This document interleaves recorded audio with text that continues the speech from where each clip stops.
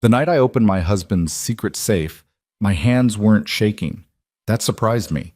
After 38 years of marriage, after raising his children and ironing his shirts and believing every word out of his mouth, you'd think discovering that the man you loved had been robbing you blind for decades would make your hands shake. Mine were perfectly still. Because by the time I found the cash, the accounts, the deeds, the name I didn't recognize, I wasn't devastated anymore. I was done. And I already knew exactly what I was going to leave inside that safe. If this story speaks to something you've lived through, or something you were afraid to name, stay with me until the very end. Drop a like and leave a comment telling me what city you're watching from. I want to see how far this story travels. I want to start with the woman I used to be, because I think that matters. Not the woman I became after all of this. The woman before. Her name was Evelyn Mercer, though most people called her Evie. She was 61 years old, 5'4", with silver hair she'd stopped fighting about 7 years earlier, and a laugh that people said could warm up a cold room. She made good coffee. She remembered everybody's birthday. She kept the kind of house where the curtains always matched the season and there was always something on the stove. She believed in her husband. That's the most important thing to understand about her. For 38 years, Evelyn Mercer believed in Graham Mercer the way some people believe in the weather. Completely, instinctively, without ever stopping to question whether the forecast might be wrong. She trusted him because he was trustworthy, or so she thought, because he was calm in every crisis, reasonable in every argument, because he never raised his voice and never lost his temper, and always had an explanation for everything. What she didn't know, not yet, was that a man who always has an explanation is sometimes a man who's been rehearsing one. We met in the autumn of 1986. I was 23 years old, freshly graduated with a degree in elementary education, and I was substitute teaching at a middle school in Evanston while I waited for a full-time position to open up. He was 27, already 3 years into what would become a very successful career in financial consulting, and he had that particular kind of confidence that 23-year-old women often mistake for security. Not arrogance. Graham was never arrogant.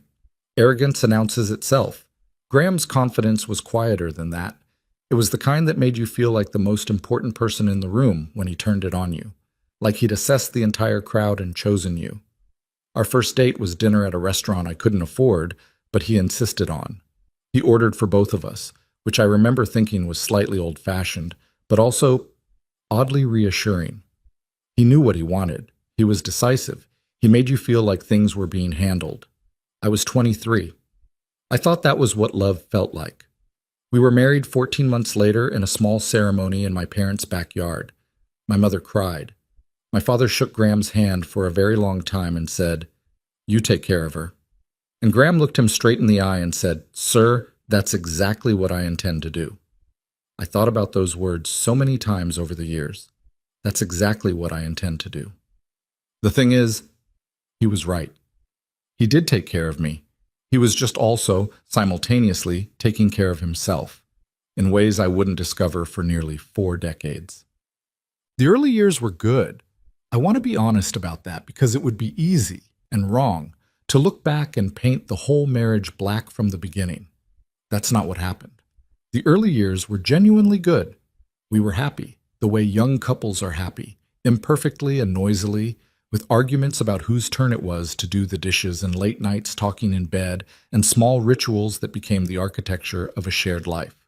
Connor was born in 1989, Natalie in 1992. And that's when things began to shift. Slowly. So slowly I didn't even notice it happening. I had always planned to go back to teaching after Natalie was born. That was the plan. Graham's income was stable enough that I could take a year off, be home with both kids for that first stretch, and then return to the classroom. The year became 2 years. 2 years became 5. "You're so good with them," Graham would say. "They need you home. We can afford it, Evie. Why would you want to rush back?" He made it sound like a gift, like staying home was something he was giving me. And I suppose I let him. I let him frame it that way because the truth is, I loved being home with my kids.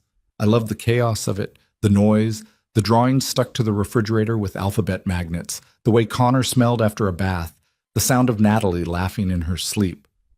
I don't regret any of that. What I regret is what I didn't notice while I was loving all of it. I didn't notice that as the years passed and the children grew, Graham became increasingly the sole authority on anything related to money. I didn't notice that when I asked questions about our finances, his answers were always technically sufficient, but somehow never quite complete. I didn't notice that my name was absent from certain accounts, certain documents, certain decisions that I assumed we were making together. I didn't notice because I trusted him. That word again, trusted. I'm going to be repeating it for a while, and I want you to notice how it changes meaning each time. By the time our kids were in high school, I had stopped asking about money altogether. It had happened so gradually that I genuinely couldn't have told you when. Somewhere between Natalie's orthodontist bills and Connor's college applications, I had simply handed the whole thing over. Not dramatically, not with a conversation, just by degree, question by question, until there were no more questions. Graham managed everything: the mortgage, the investments, the retirement accounts, the insurance, the taxes. He handled it all with the quiet efficiency of a man who found financial management deeply satisfying, which, given that it was literally his profession, made perfect sense to me. He gave me a household account. A generous one, I thought. $3,000 a month for groceries, utilities, household expenses, and whatever I needed personally. If I needed more for something larger, a car repair, a medical expense, I'd tell Graham and he'd transfer the funds. It felt reasonable. It felt like a partnership. What it actually was, I understand now, was a very sophisticated form of financial control. I had just enough independence to feel free, and just enough dependence to stay manageable. But I didn't know that then. What? The first cracks appeared in February of last year. Natalie called me on a Tuesday afternoon, and the moment I heard her voice, I knew something was wrong. My daughter had her father's composure. She didn't cry easily, didn't panic, kept things close to her chest until she absolutely had to let them out. So when I heard the roughness in her voice, the careful steadiness of someone trying very hard not to fall apart, my stomach dropped immediately. "Mom," she said, "I need to talk to you and Dad." She drove out to the house that Saturday. Connor came too, which surprised me. Natalie must have called him, which meant this was serious enough that she didn't want to face it alone. We sat in the living room, the same living room where I'd watched those kids take their first steps and open their Christmas presents and argue over the remote control for 20-something years. And Natalie, who was 32 years old and had always seemed so certain about her life, told us that her marriage to Derek was over. "It's been bad for a long time," she said, her voice steady but her hands in her lap, fingers pressed together the way she used to press them as a little girl when she was nervous. "We tried counseling. It didn't help. I need to leave, and I need some help getting on my feet, just for a few months." She looked at her father when she said it. We all did. Graham was quiet for a moment. He had a way of going very still before he spoke, like he was measuring his words. I'd always read it as thoughtfulness. I was learning to read it differently. "How much are we talking about?" he said. Natalie blinked. I don't know exactly. Enough for a security deposit and a few months' rent while I sort out the legal side. Maybe $15,000. I'd pay it back." The room went silent. I watched Graham's face do that particular thing it did when he'd already made a decision and was simply waiting for the conversation to catch up. A slight settling of the jaw. A micro-adjustment of the shoulders. "Natalie," he said, and his voice was so gentle, so kind. "I wish I could. I really do. But your mother and I are in a tight spot right now. The market's been difficult. We're trying to protect our own retirement. It wouldn't be responsible." I remember nodding. In that moment, I actually nodded. My daughter was looking at me with an expression that I can only describe as a kind of quiet drowning. Not dramatic, not accusatory, just a person who needs a lifeboat and is watching it drift past. And I nodded, because I believed him. Natalie and Connor left by early evening. The drive home was longer for both of them than it needed to be, I think. I stood at the front door watching their headlights disappear down the street, and something small and cold settled in my chest. Not suspicion. Not yet. Just a feeling I couldn't name. I went back inside. Graham was in his office, the door pulled halfway shut the way it usually was in the evenings. I could hear him on the phone, his voice low and easy, The tone he used with clients when things were going well. Easy, comfortable. I went to bed. I lay in the dark and I thought about Natalie's hands pressed together in her lap. Yes, 3 days later I found the statement. It wasn't dramatic. There was no moment of television-style revelation, no glowing envelope left in the open, no mysterious file folder. It was just a Tuesday afternoon in March, and I was looking for a pen in the drawer of the small table in the hallway, the catch-all drawer, the kind every house has, full of rubber bands and old cough drops and dead batteries, and underneath a folded pizza delivery menu from a restaurant that closed 3 years ago, my hand closed around a piece of paper. I almost put it back without looking. I almost did. But something made me unfold it. It was a bank statement, not one of ours. Not from the joint account, not from any account I recognized. The institution was a small private bank I'd never heard of, based in the suburbs north of the city. The account holder was listed as Graham D. Mercer. His name. Not our names. His name alone. And the balance at the bottom of the page, the number that stopped my breath entirely, was $214,000. I stood in the hallway for a long time. The paper was dated 8 months earlier, which meant this wasn't new. Whatever this was, it had existed for at least 8 months, possibly much longer. And Graham had never mentioned it, not once. Not in a single conversation about our finances, our retirement, our tight spot, $214,000. We can't afford to help her. I put the statement back under the pizza menu. I smoothed it flat. I closed the drawer. And I stood in my own hallway, in my own house, and felt the first real tremor of something that I didn't have a word for yet. Not anger, not even betrayal, just the cold, vertiginous feeling of a floor that might not be as solid as you thought it was. I didn't say anything to Graham that night. This surprises people when I tell them. They want to know why I didn't confront him immediately, why I didn't march into his office and slam the statement on his desk and demand an explanation. And I understand that impulse. Part of me wanted that too. But something stopped me. Some instinct I didn't fully understand at the time. Because here's what I knew about Graham Mercer after 38 years of marriage. He was very, very good at explaining things. He was the kind of man who could take your worst fear, hold it up to the light, turn it around twice, and hand it back to you, looking like a misunderstanding. He was calm in the face of accusations the way some people are calm in bad weather. He'd just waited out so many storms that he knew they always passed. If I confronted him that night with nothing but a single statement and a shaking voice, he would explain it. He would have a reason, a good one. And I would believe it the way I had believed everything else, because that's what I did. I needed more than one piece of paper. I needed to know what I was actually dealing with before I said a single word. So I started watching. It felt strange at first, surveilling the man I shared a bed with, paying careful attention to things I'd spent decades not noticing. But once I started, I couldn't stop. I noticed that Graham took phone calls in his office with the door closed, which wasn't unusual in itself. He'd always done that. But now I noticed how he positioned himself when he closed the door. He'd check the hallway first, quickly, casually, like he wasn't really checking. But he was. I noticed that the shredder in his office ran more frequently than it used to. I could hear it from the kitchen, that particular mechanical grinding of documents being destroyed, and I started to keep track of when it happened. Evenings, Saturday mornings, whenever I told him I was going out for a few hours. I noticed that he had started picking up the mail himself, which he never used to do. For years, mail was my department. Now it was his. He'd get up from wherever he was the moment the mail truck came, and he'd go through it in his office before anything made it to the kitchen table. I noticed all of this, and I said nothing. I watched, and I waited, and I thought about my daughter's hands pressed together in her lap. It was on a Thursday night, about 3 weeks after I found the statement, that I saw the safe. I couldn't sleep. This was not unusual.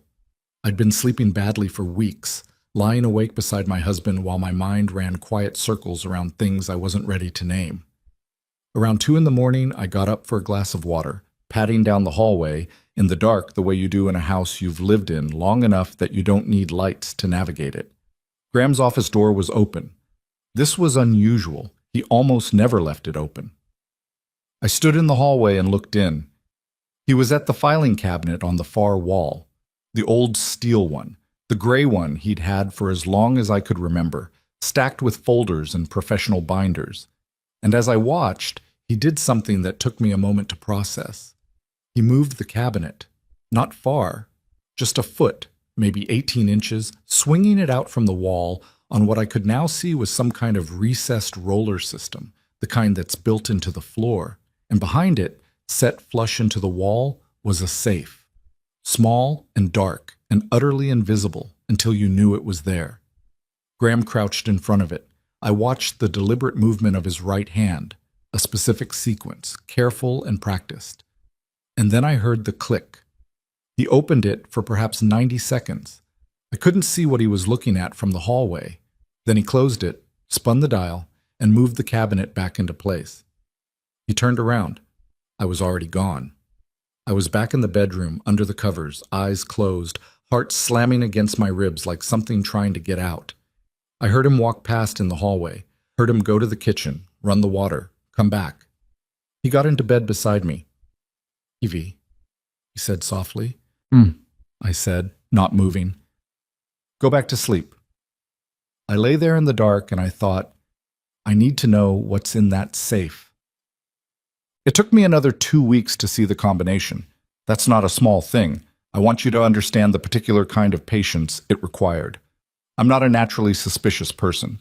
I'm not someone who schemes or strategizes. Before all of this, the most calculated thing I did on a regular basis was plan the Thanksgiving menu. But something had changed in me since that night in the hallway. Something had sharpened. I started finding reasons to be in the office when Graham was home. Not suspiciously, just dropping things off, asking questions, standing in the doorway to chat while he worked. I was mapping the room, looking at that filing cabinet and thinking about what was behind it. And then one evening, Graham's phone rang while he was in the middle of opening the safe. He hadn't heard me come down the stairs, hadn't done his usual check of the hallway. And I was at the kitchen end of the hall when I heard the filing cabinet move. I moved quietly toward the office. The door was open 4 inches. Not enough for him to see me, enough for me to see him. He was on the phone, distracted, and he opened the safe one-handed, his right hand moving through the combination without thinking about it, the automatic way you dial a number you've dialed 1,000 times. I watched his hand. I memorized what I saw. 3 numbers, left, right, left. I went back to the kitchen and I wrote them on the inside of my wrist in ballpoint pen, and I stood at the sink washing dishes with my right hand turned carefully inward so the ink wouldn't smear against the counter. I sat with that combination for 9 days. 9 days of making dinner and asking about his work, and watching him watch the news and folding his laundry, and holding the combination inside me like something radioactive. I didn't tell anyone. Not Connor, not Natalie. Especially not Natalie, who was staying with a friend and trying to put her own life back together. I thought about what would happen if I opened that safe and found nothing remarkable. A gun, maybe. Important documents. The kind of things people keep in safes. I thought about how I would feel, relieved or foolish or both. I thought about what would happen if I found something else. On the 9th day, Graham told me he was going to the club on Saturday morning, golf with a client, home by 2 at the earliest. Saturday morning.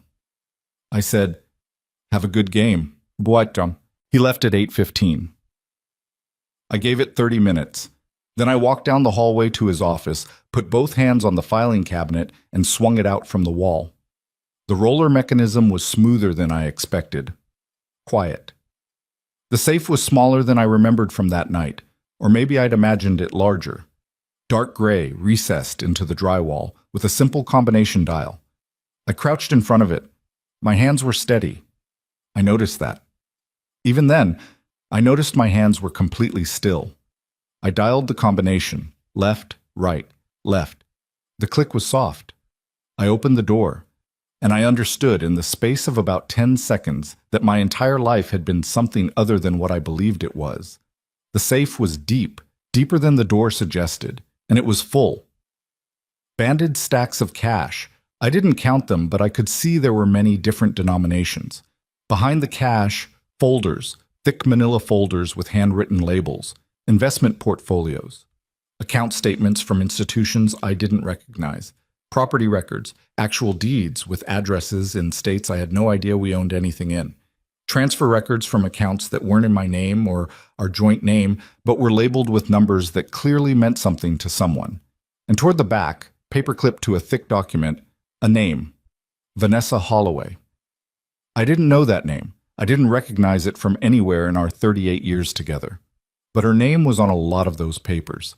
I sat on the floor of my husband's office, surrounded by evidence of a life he had built alongside mine without my knowledge, and I stayed very still. Because I had to think. I had to be very, very smart about what came next. I didn't take anything. Not yet. I photographed everything with my phone, every document, every statement, every page I could identify. My hand stayed steady through all of it. I worked methodically, like I was doing something routine, like I was taking inventory of the linen closet. When I was done, I put everything back exactly as I'd found it. I closed the safe. I dialed it. I moved the filing cabinet back into place. I went to the kitchen and made myself a cup of tea. I sat at the table where I had eaten 38 years of breakfast, and I drank my tea, and I looked out the window at the backyard. The garden I'd planted, the oak tree Connor had climbed as a kid, the spot near the fence where Natalie used to set up her little outdoor tea sets when she was 4. The life I had built in this house was real. My children were real. The love I'd had for this man, some version of it somewhere, was real. But the partnership I thought I was living in, that had never existed. Graham Mercer had been running a parallel life, a financial life, a future that was his alone, constructed so carefully and so quietly that 38 years had passed and I had never once suspected. I finished my tea. Then I picked up my phone and searched for the name of the best divorce attorney in Cook County. No, her name was Diane Keller, and she had an office in a glass building downtown that felt deliberately designed to make you feel like you were in capable hands. She was in her mid-50s, compact and direct, with reading glasses she pushed up into her hair when she wasn't using them, and the kind of focused attention that made you feel like the most important case she'd ever had. I sat across from her on a Tuesday morning while Graham thought I was having lunch with a friend from my old book club, and I laid my phone on the desk and slid it toward her. She looked at the photos. She was quiet for a long time. "How long have you been married?" she asked. 38 years. She looked up at me. "And in 38 years you had no idea any of this existed?" "No," I said. "None." Something moved across her face. Not surprise. I got the impression that Diane Keller was not easily surprised. More like a particular kind of professional recognition.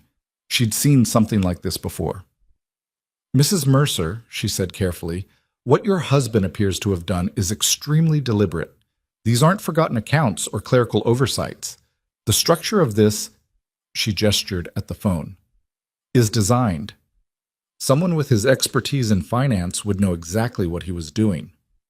"I know," I said. "Do you understand what this means for your marriage?" "I think so," I said, "but I'd like you to explain it to me anyway." So she did. She talked for a long time, about marital assets and separate property, about the legal obligations of financial disclosure in divorce proceedings, about what happens when one spouse deliberately conceals assets from the other. "The courts don't look kindly on it," she said. That's a significant understatement, as it turned out. She talked about what I was entitled to. I listened to all of it. I asked my questions. I took notes. And at the end, when she asked me what I wanted to do, I was quiet for a moment. "I want to make sure he can't move anything before I file," I said. "Is that possible?" "It's not only possible," Diane said. "It's necessary." She told me what we needed. She told me the timeline. She told me that the photographs were a good start, but that she'd want a forensic accountant to go through everything properly once we had access through discovery. I nodded. I wrote it all down. "Mrs. Mercer," Diane said as I was putting on my coat to leave, "can I ask you something personal?" "Go ahead." "How are you doing with all of this?" I thought about it honestly. "I'm angry," I said, "but I'm also very clear. Clearer than I've been in years, actually. Maybe in decades." She studied me for a moment. "Good," she said. clear as exactly what you need to be right now, sat. I drove home along the lakeshore, the water gray and cold under an early April sky, and I thought about my daughter. I thought about Natalie sitting in my living room with her hands pressed together, asking for $15,000, and Graham saying we're in a tight spot right now with $214,000 in a private account, and God knows how much more in a safe behind a hidden filing cabinet. I thought about 38 years of coupons, 38 years of we should be careful, 38 years of a woman who gave up her career, her financial independence, her name from certain documents she should have been on, because she believed her husband when he said they were in this together. The anger I'd mentioned to Diane was there, but underneath it was something else, something quieter and more complicated. Grief, maybe. Not grief for my marriage. I was starting to understand that the marriage I was grieving had never quite existed. Grief for the woman I might have been, if I had known. I turned the car away from the lakeshore and drove home. Graham's car wasn't in the driveway yet. I went inside. I started making dinner, and in my coat pocket, my phone held photographs of a secret life. And in my head, a divorce attorney's voice laid out the shape of what came next. That night, Graham came home from what he'd said was a client dinner and found me reading at the kitchen table. "Good book?" he said, hanging up his coat. I said. He poured himself a glass of water and stood at the counter. He looked relaxed. He looked like a man with nothing particular on his mind. "You seem quiet," he said. "I'm fine," I said. "Tired." He came over and kissed me on the top of my head. "Go to bed. You've been looking worn out lately." "I will," I said. "In a minute." He went upstairs. I sat at the table and looked at the words on the page in front of me without reading a single one, because I had made a decision. Not about what I was going to do. I already knew what I was going to do. The decision was about how. Graham Mercer had spent almost 4 decades keeping his secrets in a place he thought I'd never find. A safe, locked and hidden, behind a cabinet that moved on hidden wheels, concealed in a room where I was rarely welcome. He had hidden his truth from me in that safe. It seemed only right, when the time came, to use the same place to deliver mine. The days after my meeting with Diane Keller had a strange double quality to them. On the surface, everything looked exactly the same. I made breakfast. I did laundry. I asked Graham how his meetings went and listened to his answers with the same attentive expression I'd worn for 38 years. I laughed at the right moments. I passed the salt. I said goodnight. But underneath all of it, something fundamental had shifted, the way a foundation shifts after a flood, invisible from the outside, catastrophic from within.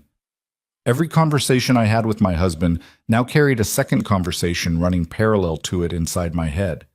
Every time he mentioned money, or the market, or being careful, I heard it differently than I used to. I heard it the way you hear a song after you've learned what the lyrics actually mean. He said, "I'm worried about inflation eating into our savings," and I thought about $214,000 in a private account. He said, "We should probably cut back on eating out this month." And I thought about property deeds in states I'd never visited. He said, "I love you, Evie." And I sat very still and wondered what that had ever meant coming from him. I didn't confront him. I wasn't ready. And more than that, I was starting to understand that readiness wasn't the issue. Strategy was. If I confronted Graham before Diane had everything she needed, before the financial picture was fully documented, I would be handing him a warning. And a man who had spent 4 decades quietly moving money through invisible channels would know exactly what to do with a warning.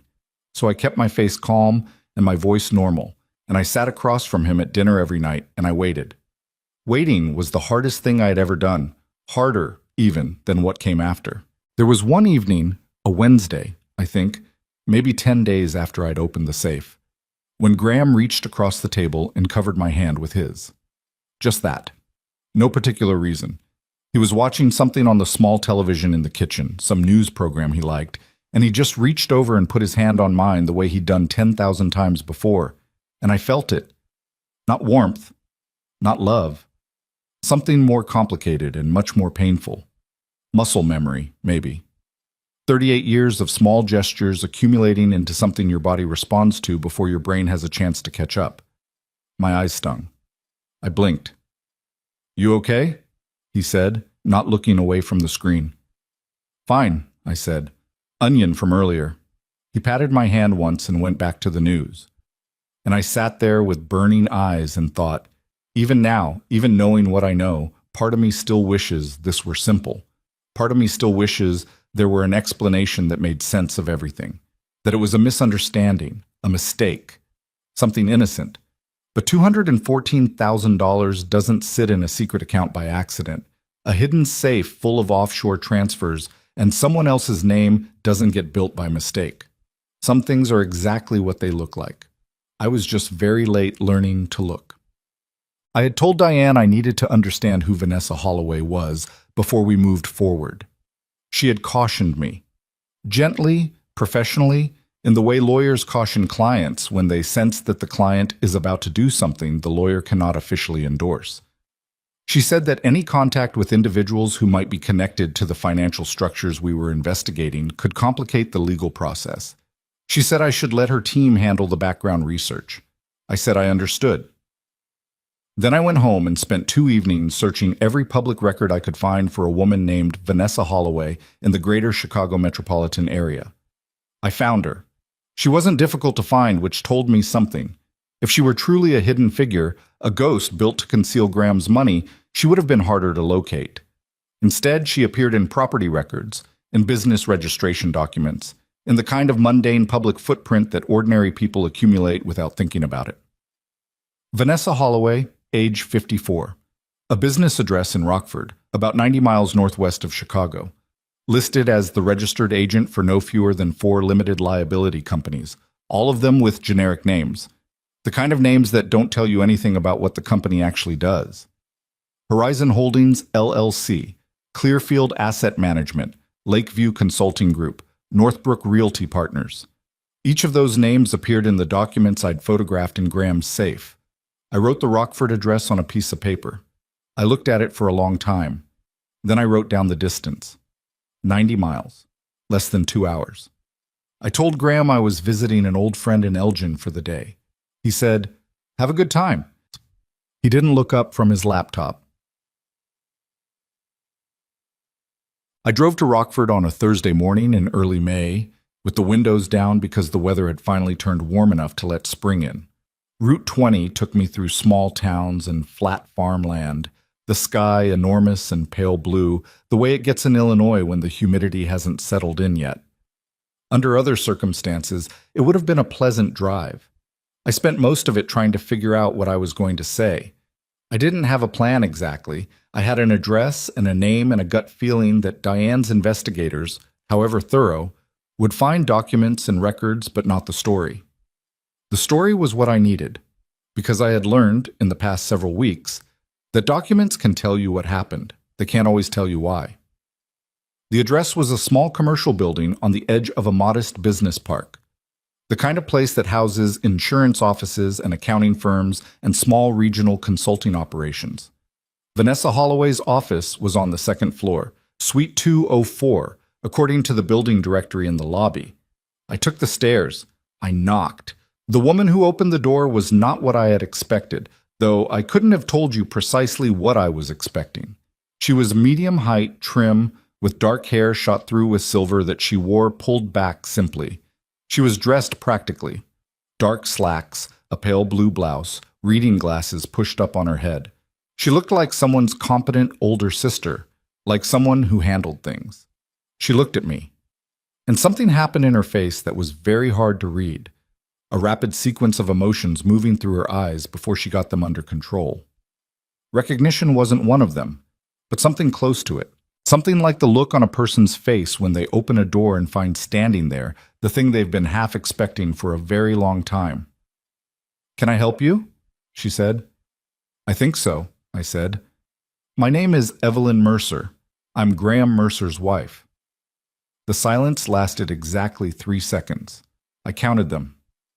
"You'd better come in," she said. No, her office was tidy and impersonal. The kind of space that gives nothing away about the person who works in it. A desk, a filing cabinet, 2 chairs for visitors, a window overlooking the parking lot, a framed print on the wall that was clearly chosen to be inoffensive. The only personal touch was a small photograph on the corner of the desk, turned at an angle so I couldn't see it clearly. She poured 2 cups of coffee from a machine on a side table without asking whether I wanted any.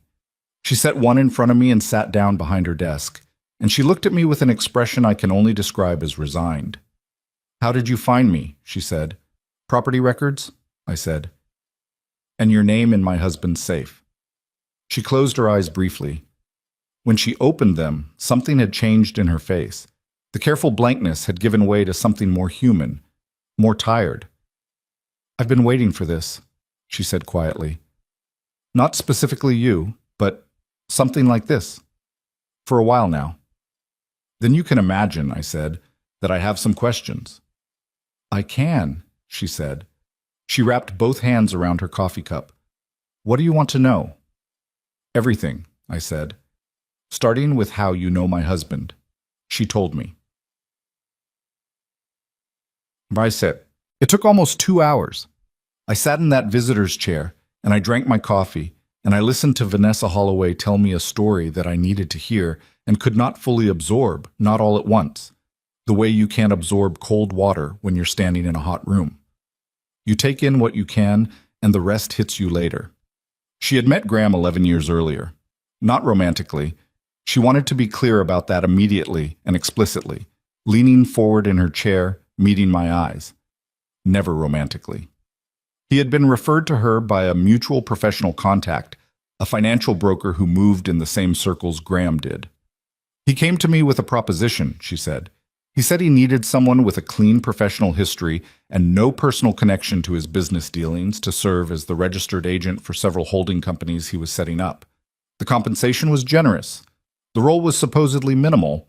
I'd be a name on documents, essentially. A legal formality." "And you agreed," I said. She hesitated. "I agreed to the first one. And then there was another one, and somewhere along the way I went from being a name on a document to being more involved than I'd intended." She looked down at her cup. "I should have asked more questions at the beginning. I know that. I tell myself that regularly." "What kind of more involved?" I said. "Signing off on asset transfers, holding deed titles temporarily during restructuring periods. Things that were legal technically, but that I understood, eventually, were designed to make certain assets harder to trace, harder to include in a consolidated marital estate." The phrase landed with its full weight. Marital estate. She knew what this was. She'd known for a long time. "Did he tell you he was married?" I asked. "Yes. He mentioned his wife early on. He described the marriage as, he said you had an agreement, that your finances were deliberately separate for tax purposes, and that you were aware of the structures." I sat very still. "He said I knew. He said you'd both agreed it was cleaner this way." Her voice was careful. I believed him, for longer than I should have, and then, about 4 years ago, I started doing my own research, into the structures, into what they actually were. She paused. I became concerned. "Concerned," I repeated. "That's a careful word." "I'm a careful person," she said. "But yes, what I found when I looked properly was that these weren't tax structures. They were exit structures, money being positioned piece by piece in ways that would be very difficult for a spouse to claim in a divorce proceeding." She looked at me directly. "I confronted Graham about it, about 4 years ago." "What did he say?" "He said I'd misunderstood. He was very calm, very reassuring. He had an explanation for everything, the way he always does." A brief, humorless expression crossed her face. I wanted to believe him. It was easier. I had already signed a lot of documents by then. My hands were around my own cup. I focused on the warmth of it. "But you didn't fully believe him," I said. It wasn't a question. "No," she said. "I didn't. Not entirely. But I told myself it was none of my business, that I didn't have proof of anything specifically wrong, that I should just let it be." She stopped, looked at the window. "And then 6 months ago, he brought me a new set of documents to sign. A real estate transfer, a property in Wisconsin, moved into one of the LLCs. And there was something in the paperwork that I hadn't seen before, a timeline. She reached into her desk drawer and pulled out a folder. Not a thick one, just a few pages. She set it on the desk between us. "He left this in a packet of materials I was supposed to sign," she said. "I don't think it was meant for me to see. I think he put it in the wrong envelope." I looked at the folder. "What's in it?" I said. "He called it a postmarital asset strategy," she said. "A timeline and a plan for how he intended to restructure his life after the marriage ended." The room was very quiet. "He planned to leave me," I said. "He planned to leave you with as little as legally and arguably illegally possible," she said, "and he'd been executing that plan for years." I reached out and opened the folder. I won't describe every detail of what was in those pages, partly because the legal proceedings that followed would eventually catalog it all with far more precision than my memory could, but partly because some things, when you read them, leave a mark that doesn't benefit from being re-examined at length. It was handwritten. That was the first thing that struck me. Not typed, not formatted, handwritten, in Graham's neat, precise penmanship that I would have recognized anywhere. The same handwriting that had signed my birthday cards, that had written notes in the margins of the books we shared, that had written "I love you" on paper napkins slipped into my coat pocket on cold mornings early in our marriage. That same handwriting had outlined over several pages how to construct a financial reality in which a woman who had given 38 years to a marriage would emerge from it with as little as possible. There was a timeline. It was specific. It had a target year, and that year was close. Within the next 18 months. There was a list of assets. Beside each asset, a notation about its current accessibility and what would need to happen to move it beyond the reach of a divorce settlement. And at the bottom of the last page, a single line that I read twice because I needed to make sure I'd read it correctly. "He is not a sophisticated financial actor. She will accept whatever is presented as fair. E. Evelyn." Me. He had written about me in his planning documents the way you write about a variable in an equation, a factor to be accounted for, a predictable quantity. She will accept whatever is presented as fair. I closed the folder. I looked at Vanessa Holloway, who was watching me with an expression that I recognized. Not sympathy exactly, but something adjacent to it. The expression of someone who has been carrying a weight and is watching someone else finally learn why the weight exists. "Can I take this?" I said. "I made copies," she said. "That one is yours." I picked up the folder. My hands were steady. I was noticing that more and more, that my hands were steady even when everything else in me was not. "Why didn't you come to me sooner?" I asked. Not accusatory, genuinely asking. She was quiet for a moment. "Because I was afraid," she said, "and because I told myself it wasn't my place, and because, honestly, I wasn't sure what I'd be walking into. Whether you knew more than you seemed to, whether coming to you would make things worse." She paused. "Those were excuses. I know that. The real answer is that it was easier not to." I nodded. I understood easier not to. I had been living that answer myself for more than 3 decades. "There's something else," she said. I looked up. She reached back into the drawer and produced another document.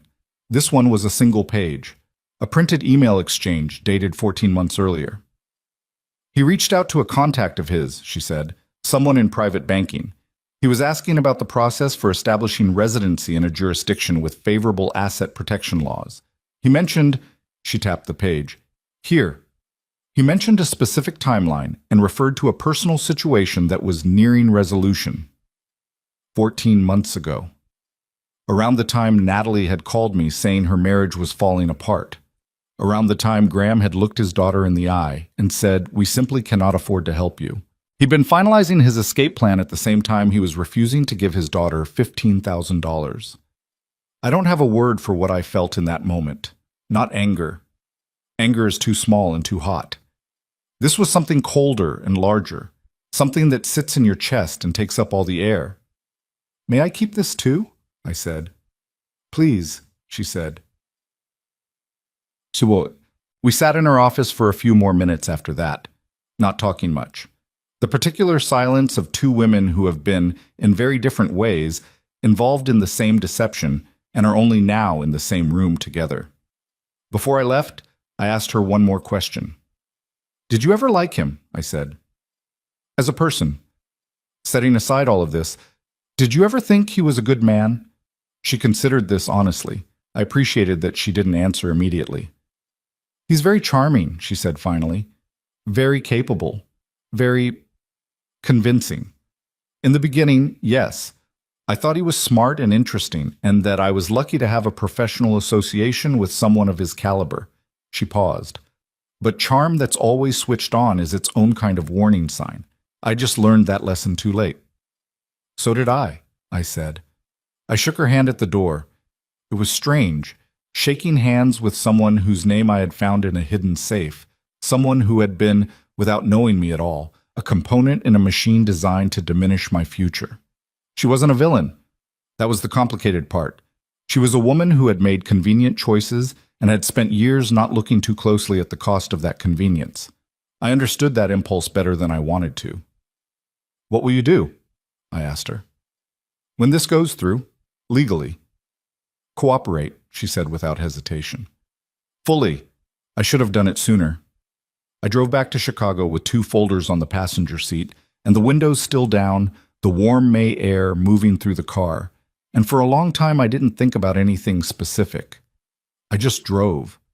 I let the road and the flat green fields and the enormous pale sky fill up the space where my thoughts usually lived. I called Diane from a gas station parking lot 40 miles outside the city. I need to see you tomorrow, I said. What happened? A brief pause. Did you do something I told you not to do? Technically, I said, but I brought you something you're going to want. Another pause. Shorter. My 9 o'clock canceled, she said. Be here at 9. Shut. Diane did not lecture me. She looked at the handwritten documents. She looked at the email exchange. She called someone on her team while I sat in the same chair as before, and when she got off the phone, she set her glasses down on the desk and looked at me in a way that I found oddly satisfying. This changes the scope of what we're dealing with, she said. I know. Considerably. I know. Evelyn? She leaned forward slightly. What he put in writing, the post-marital asset strategy, that phrase, combined with the documented offshore transfers and the shell company structures, this isn't just aggressive financial planning. This is potentially fraudulent concealment. The court will not be sympathetic. Good, I said. It also means we need to move faster than I'd initially planned. If he realizes you've been to Rockford, he doesn't know, I said. He thinks I was in Elgin. And how long can you maintain that? I thought about it. About dinner tables and passing the salt in hands covered in mine while the news played on the kitchen television. Long enough, I said. Diane studied me for a moment. You're holding up remarkably well for someone whose life just got turned upside down, I finished. It got turned upside down weeks ago. I just didn't have the full picture yet. I straightened in the chair. What I need now is to understand the timeline. When do we file? What happens when we file? And I paused. I want to talk to you about something specific, about how I want him to receive the papers. Diane raised an eyebrow. That's unusual, she said. I know, I said. Hear me out. I'd been thinking about the safe since the morning I'd opened it. I'd been thinking about the combination, left, right, left, and about the neat stacks of cash in the manila folders with their careful handwriting and the name of a woman Graham had recruited to help him disappear with our life savings.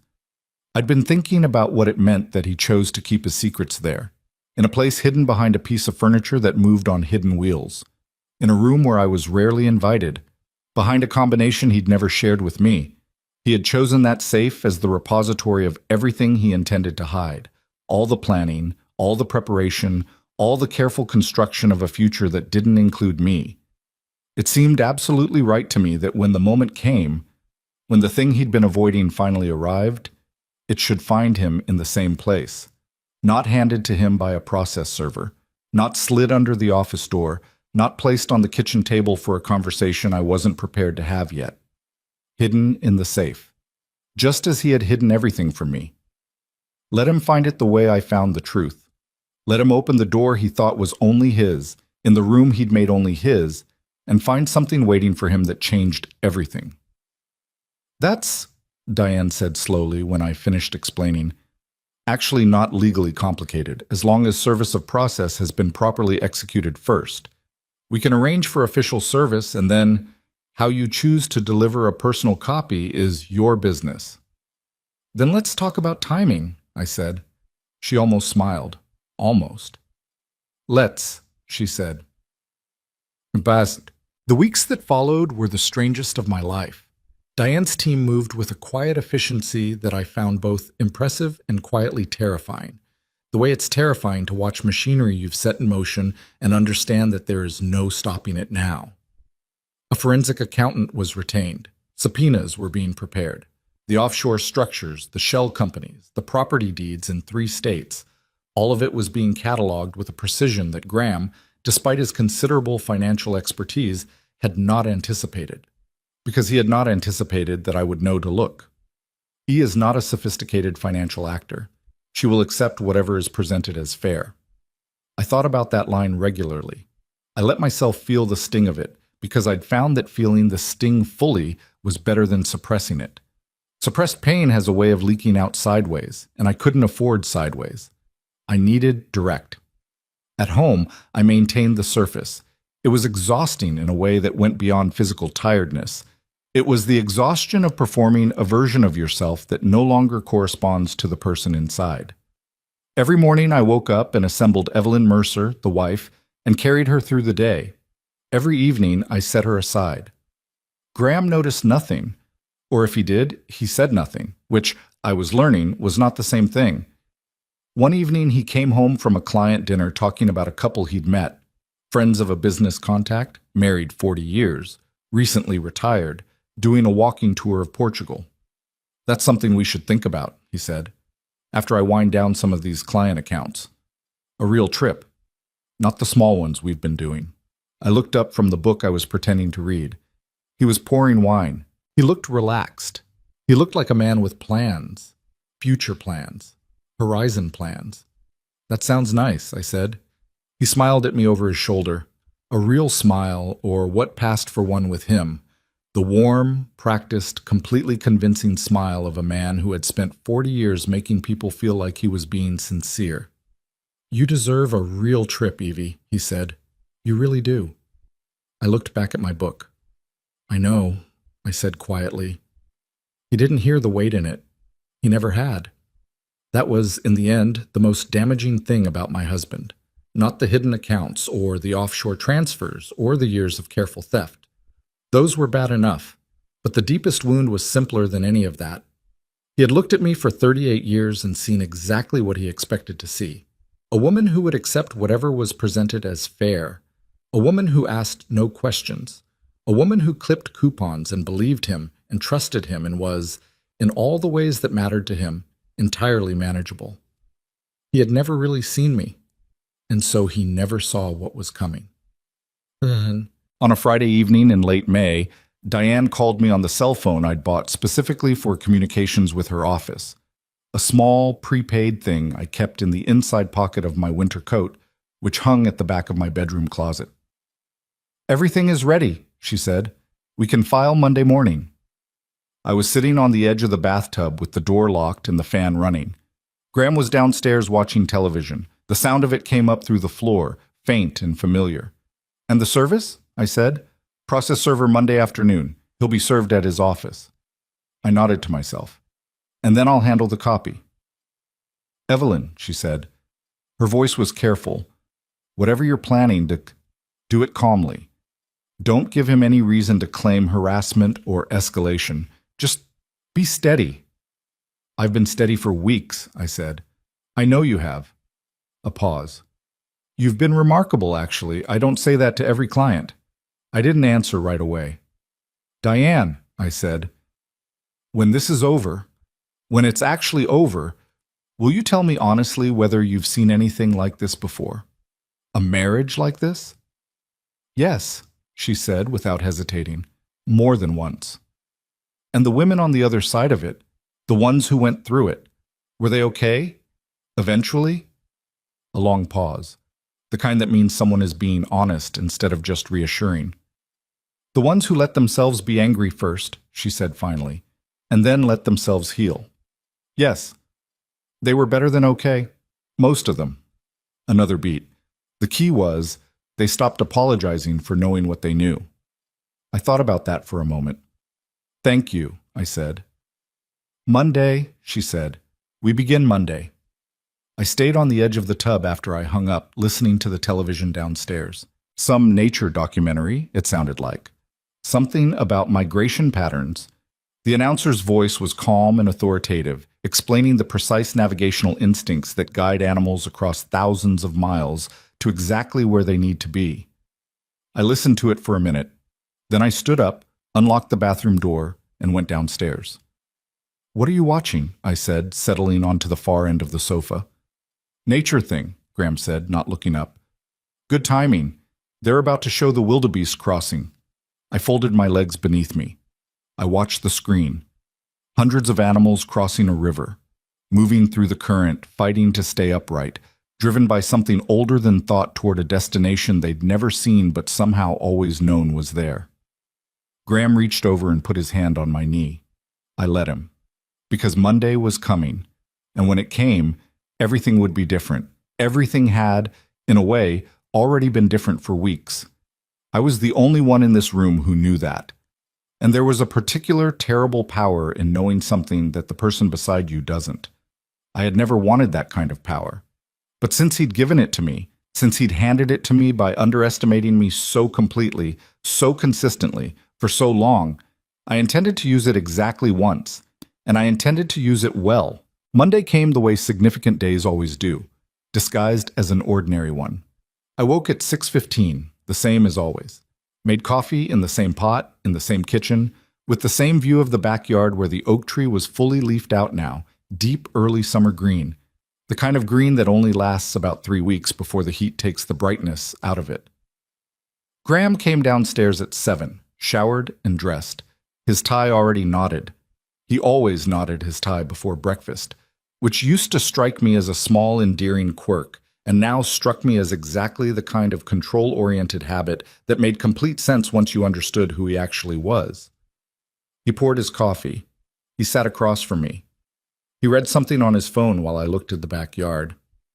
Busy day? I said. Couple of client calls this afternoon, he said without looking up. Might be home a little late. That's fine, I said.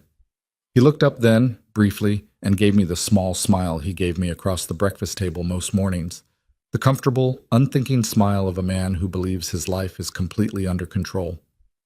You seem tired, he said. Didn't sleep great, I said, which was true. Take it easy today, he said, and went back to his phone. He left at 7:45. I stood at the front window and watched his car back down the driveway, and I thought, this is the last Monday morning that will ever look like this one. By the end of today, the shape of everything will have changed, and neither of us will ever eat breakfast at that table the same way again. I stood at the window until his car disappeared around the corner. Then I went to the kitchen and washed both our coffee cups, because old habits don't know when they've been made obsolete. Ba-bum. Diane called at 11:17. We filed, she said, 30 minutes ago. I was sitting in the backyard. I'd taken my second cup of coffee outside and was sitting in the old Adirondack chair near the garden beds, the ones I'd planted with coneflowers and black-eyed Susans that wouldn't bloom until July. The morning was warm already, the kind of early summer day that tricks you into thinking the whole season will be like this. Okay, I said. Process server will reach his office between 2 and 3 this afternoon, she said. Once that happens, Evelyn, it's important that you understand what follows. He will call you. He will likely come home. He's going to want to talk, and he's going to want to talk immediately, and he is very good at talking. I know, I said. Whatever he says to you in the first hours, you don't engage. You listen, and you say as little as possible, and you do not allow him to draw you into a negotiation. That's what he'll try to do. He'll try to move you from a legal process into a personal conversation, because a personal conversation is territory he controls, and a legal process is territory he doesn't. I understand. Do you have somewhere you can go tonight if things become difficult at home? I thought of Natalie, of Connor. I hadn't told either of them yet. Not the full truth, not what I'd found. I'd been carrying it alone, and some part of me was aware that carrying it alone had been simultaneously my greatest protection and my most isolating choice. "I'll be fine at home," I said. A brief pause. I could hear Diane weighing that answer. "Call me if you need to," she said. "Any time." After I hung up, I sat in the Adirondack chair for a long time, not doing anything in particular. A robin landed on the edge of the garden bed, pulled something from the dirt, flew off. The oak tree moved slightly in a breeze I could barely feel from where I was sitting. I thought about 38 years, not as a lament, more the way you take inventory before a long trip, not to grieve what you're leaving behind, but to understand what you're carrying with you and what you need to set down. I had given this house 38 years of my life. I had painted every room at least twice. I knew where every draft came from in winter and which floorboard creaked and how long the hot water took to reach the upstairs bathroom. I knew this house the way you know a place that has been the container of your entire adult life, and I was going to have to leave it. Not today, but eventually. That was one of the things Diane and I had discussed without making it too explicit. In all likelihood, this house would need to be sold as part of the settlement. Too large, too expensive, too bound up in financial structures that would need to be untangled. I thought about leaving it, and I waited for the grief to arrive, and what came instead was something closer to relief. Because a house that has been built on a lie is not really a home. It's just a place where you lived while you didn't know the truth. He called at 2:58. I was in the kitchen making tea, and my regular cell phone buzzed on the counter, and I looked at the screen and saw his name, and took one slow breath before I answered. "Graham," I said. The silence on his end lasted almost 4 full seconds. That was notable. Graham Mercer did not do silences. He filled them.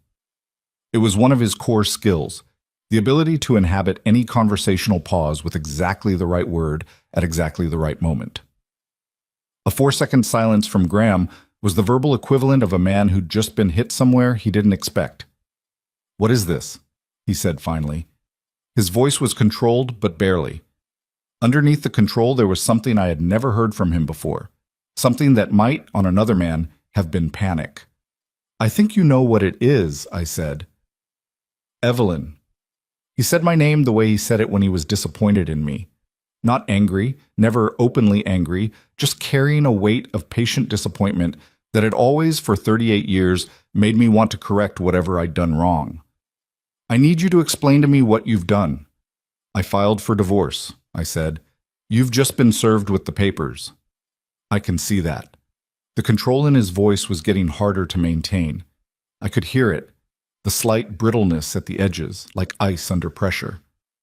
"What I want to understand is why you would do something like this without even talking to me, without a single conversation." "I'm having a conversation with you now," I said. "This isn't—" He stopped, started again. "Come on, Evie.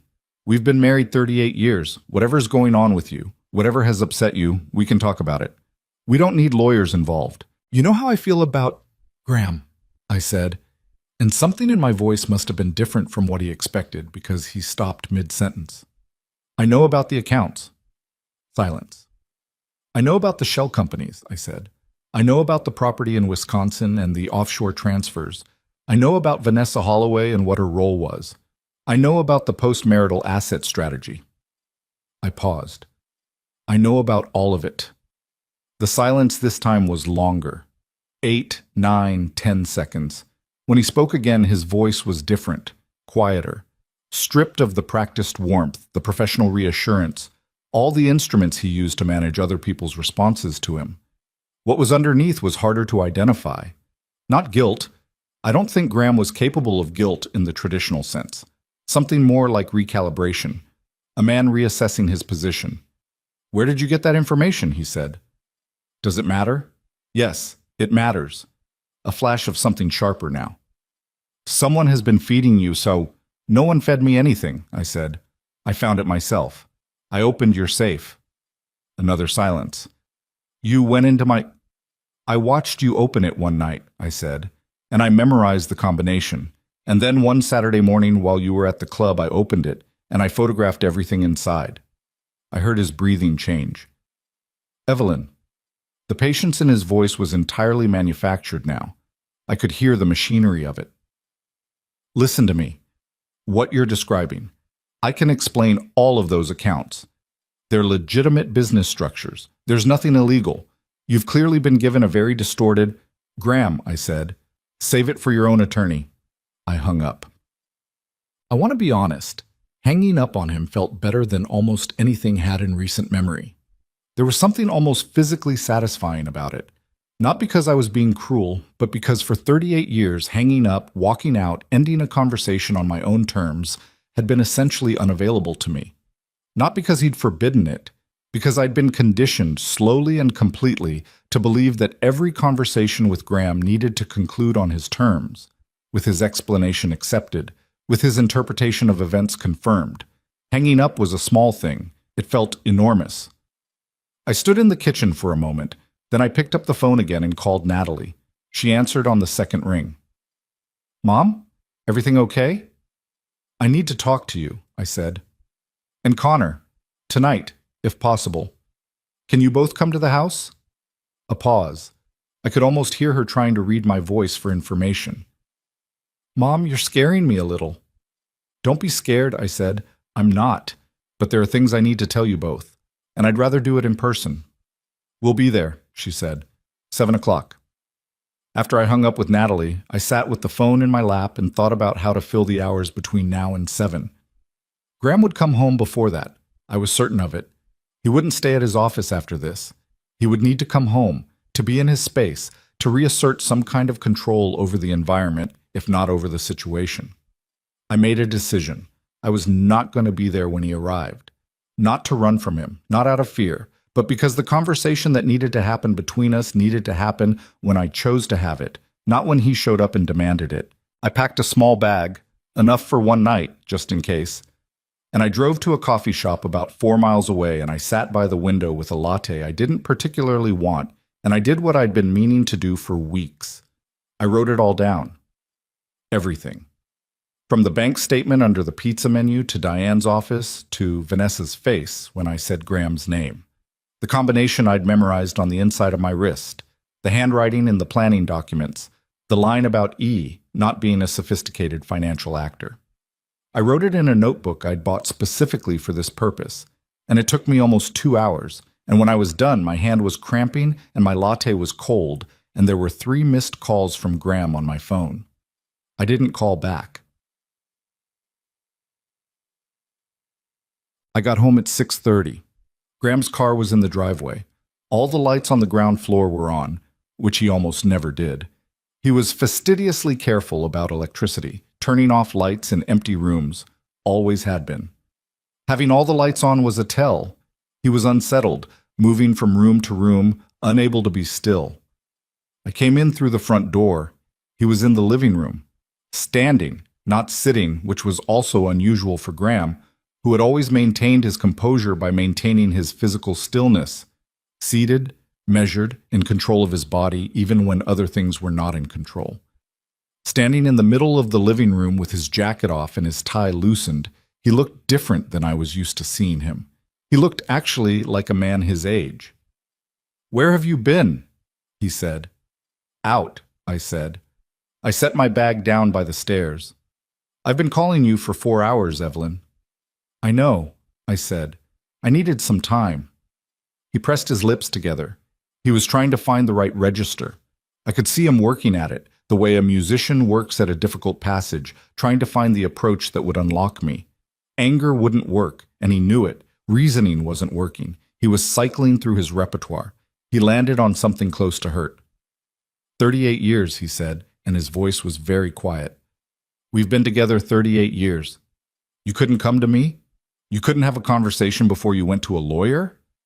"The same way you came to me before you opened the Wisconsin property account," I said, "or before you set up Clearfield Asset Management, or before you started moving our retirement funds through entities I'm not on?" His jaw tightened. "Those are legitimate business structures," he said. "You've said that already." "Because it's true." "Then your attorney will be able to explain them very clearly in discovery," I said. "I look forward to that." Something shifted in his face, a kind of calculation moving behind his eyes. I could see him revising his approach in real time, the way a chess player revises when a gambit hasn't worked. "Who have you been talking to?" he said, Jaman. "Someone has been—" "Graham." I sat down on the sofa. I made myself comfortable. "I need you to understand something. There is no version of this conversation where you explain your way out of what I found. The documents exist. They've been photographed and given to my attorney and reviewed by a forensic accountant. This isn't a misunderstanding. It isn't a distortion of the facts by some outside party who has an agenda against you." I looked at him steadily. "It's just the truth, and the truth has been in your safe for a long time." He stared at me, and for just a moment, for one brief, unguarded moment, the practiced face dropped entirely. What was underneath it was not what I expected. Not rage, not cold cunning, just something that looked very much like a man who has run a long race and arrived at the finish line to find that someone has moved it. "How long have you known?" he said. "Long enough," I said. He sat down then. Across from me in the armchair he always sat in, the one that was essentially his chair. Nobody else used it by unspoken household law. He sat in it and he put his elbows on his knees and he looked at the floor. "It wasn't," he started. "Don't," I said. He stopped. "Don't tell me it wasn't what it looks like," I said. "Don't tell me you were protecting us, or that you were planning something for our future, or that I wouldn't have understood the complexity of what you were doing. I've read the documents, Graham, including the ones that referred to me as someone who would accept whatever was presented as fair." My voice stayed even. I was proud of that. "So please, give me the courtesy of not insulting my intelligence on top of everything else." The room was very quiet. "I wasn't going to leave you penniless," he said finally. In a different voice, smaller, more stripped down. "That's not— I want you to know that wasn't the intent." I looked at him for a long moment. "What was the intent?" I said. He didn't answer, which was, in its own way, the most honest thing he'd said in years. Connor and Natalie arrived at 7:15. They came in together, which told me they'd coordinated beforehand, probably driving over together from wherever they'd met up, bracing each other for whatever this was. They walked into the living room and stopped. Graham was still in his chair. I was still on the sofa. The tension in the room was the kind that registers physically. You can feel it in your chest before you've processed it consciously. Natalie looked at me, then at her father, then back at me. Connor's face did the thing it always did when he was alarmed, went very still and very watchful, like a kid waiting to see which way a situation was going to fall. "Mom," Natalie said carefully, "what's going on?" "Sit down," I said. "Both of you." They sat, side by side on the love seat, the way they'd sat as kids waiting to find out what the verdict was on something. I had thought about how to do this. I'd thought about it for weeks, actually, not because I planned to have it happen tonight, but because I'd known it would need to happen eventually and I'd wanted to be ready. I'd wanted to have the words right, or as right as words can be for something like this. "I filed for divorce," I said.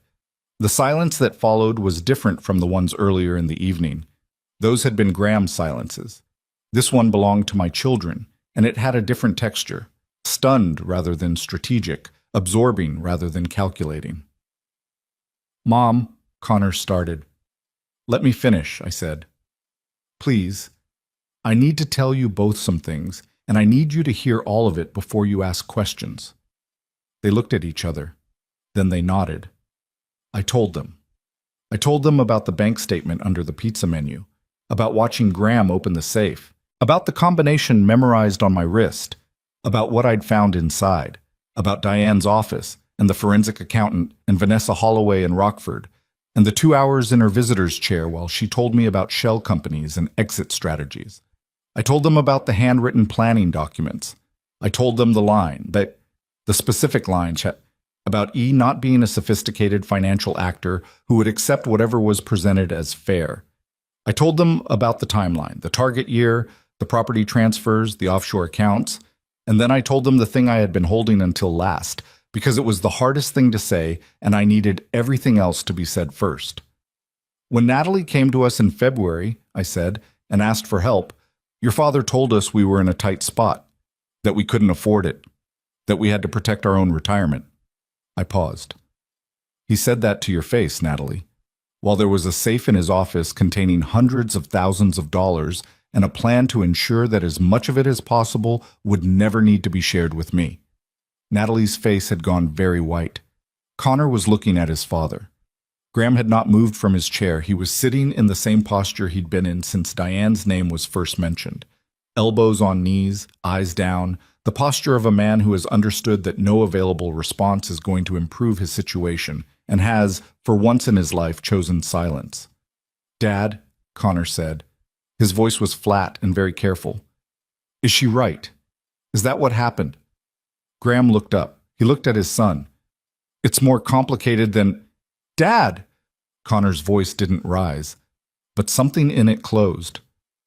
"Is she right?" Graham looked at the floor again. That was his answer. Natalie made a sound. It was very small and very contained. The sound of someone absorbing a blow they'd been half expecting and still hadn't been prepared for. She pressed the back of her hand to her mouth for a moment. "I asked you for $15,000, she said quietly. Her voice was shaking slightly, and she was fighting it. "I was trying to leave a bad marriage. I told you that. I sat in this room and told you I needed help getting out, and you looked at me." She stopped, pressed her hand to her mouth again. "You looked right at me, Dad, and you said you couldn't afford it." "Natalie," Graham said. "Don't," she said. Not loudly, but with a finality that shut him down completely. The room was quiet for a long time. Connor got up from the love seat. He walked to the window and stood there with his back to the room, looking out at the dark backyard. I watched the set of his shoulders, that particular tension that men carry in their shoulders when they're trying not to let their face show what they're feeling. "Mom," he said without turning around, "what do you need from us right now?" It was such a simple question, such an exactly right question. I felt the first real crack in the composure I'd been maintaining for weeks. Not grief, not anger, but something more fundamental than either. The feeling of being known, of being asked the right question at the right moment by someone who loved me without condition. "Nothing right now," I said. My voice was steadier than I expected. "I'm okay. I've been okay. I just needed you both to know the truth." Connor turned around. His face was composed, but his eyes weren't. He crossed the room and sat down beside me on the sofa and didn't say anything, just sat close enough that I could feel his shoulder against mine. Natalie looked at her father. "I want to understand something," she said. She'd stopped fighting the tremor in her voice, and it had steadied on its own, the way voices sometimes do when the emotion finds its direction. All those years of being careful and tightening the budget, and Mom not going back to work, and vacations we didn't take because it wasn't the right time, was any of it real? Or was it all just management?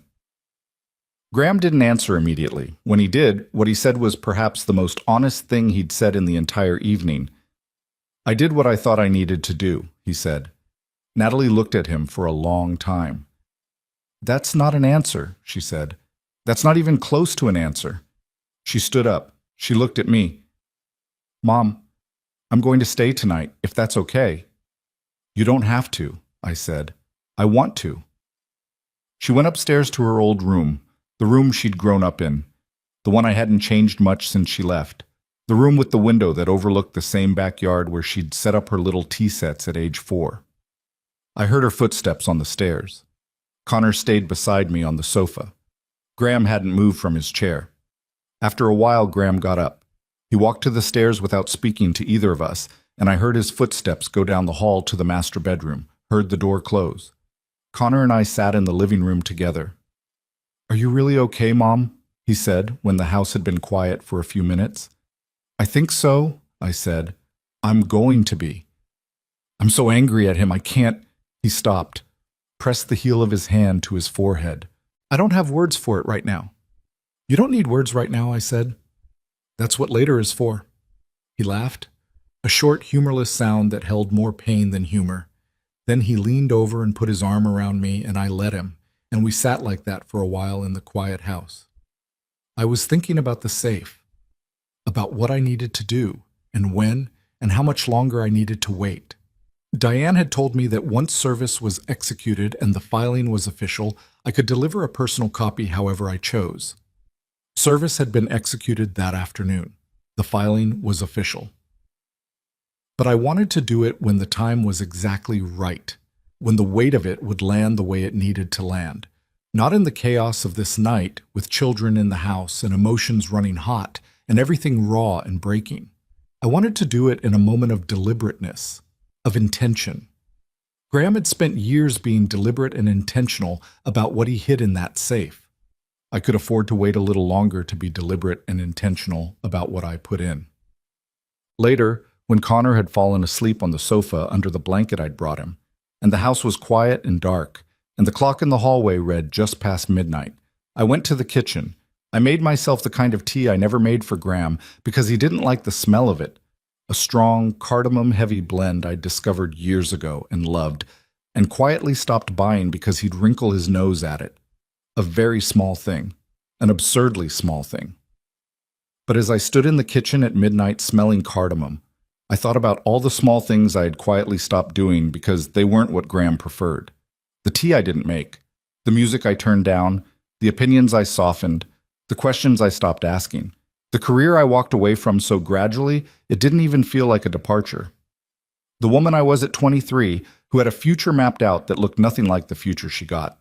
I didn't hate him. I want to be clear about that because I think the story is simpler if I did. But I didn't.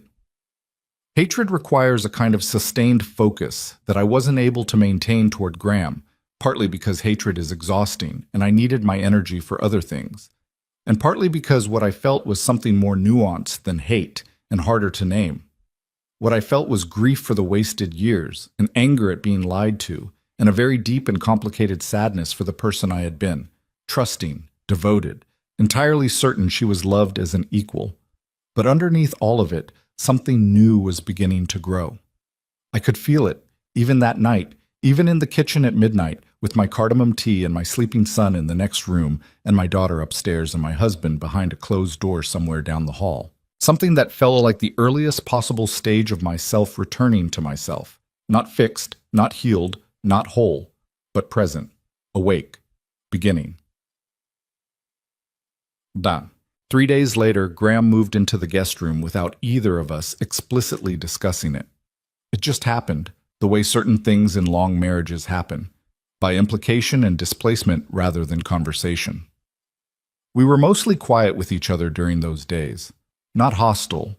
We'd been too long together for hostility to be our natural register, and besides, the children were still coming and going. Natalie was staying through the end of the week. Connor came by every evening after work.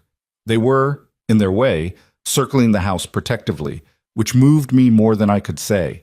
Graham spoke to both of them. They spoke back. It was careful and civil and deeply strange. The new grammar of a family that had just learned a language it couldn't unlearn. He tried once more on the second evening to have the larger conversation with me.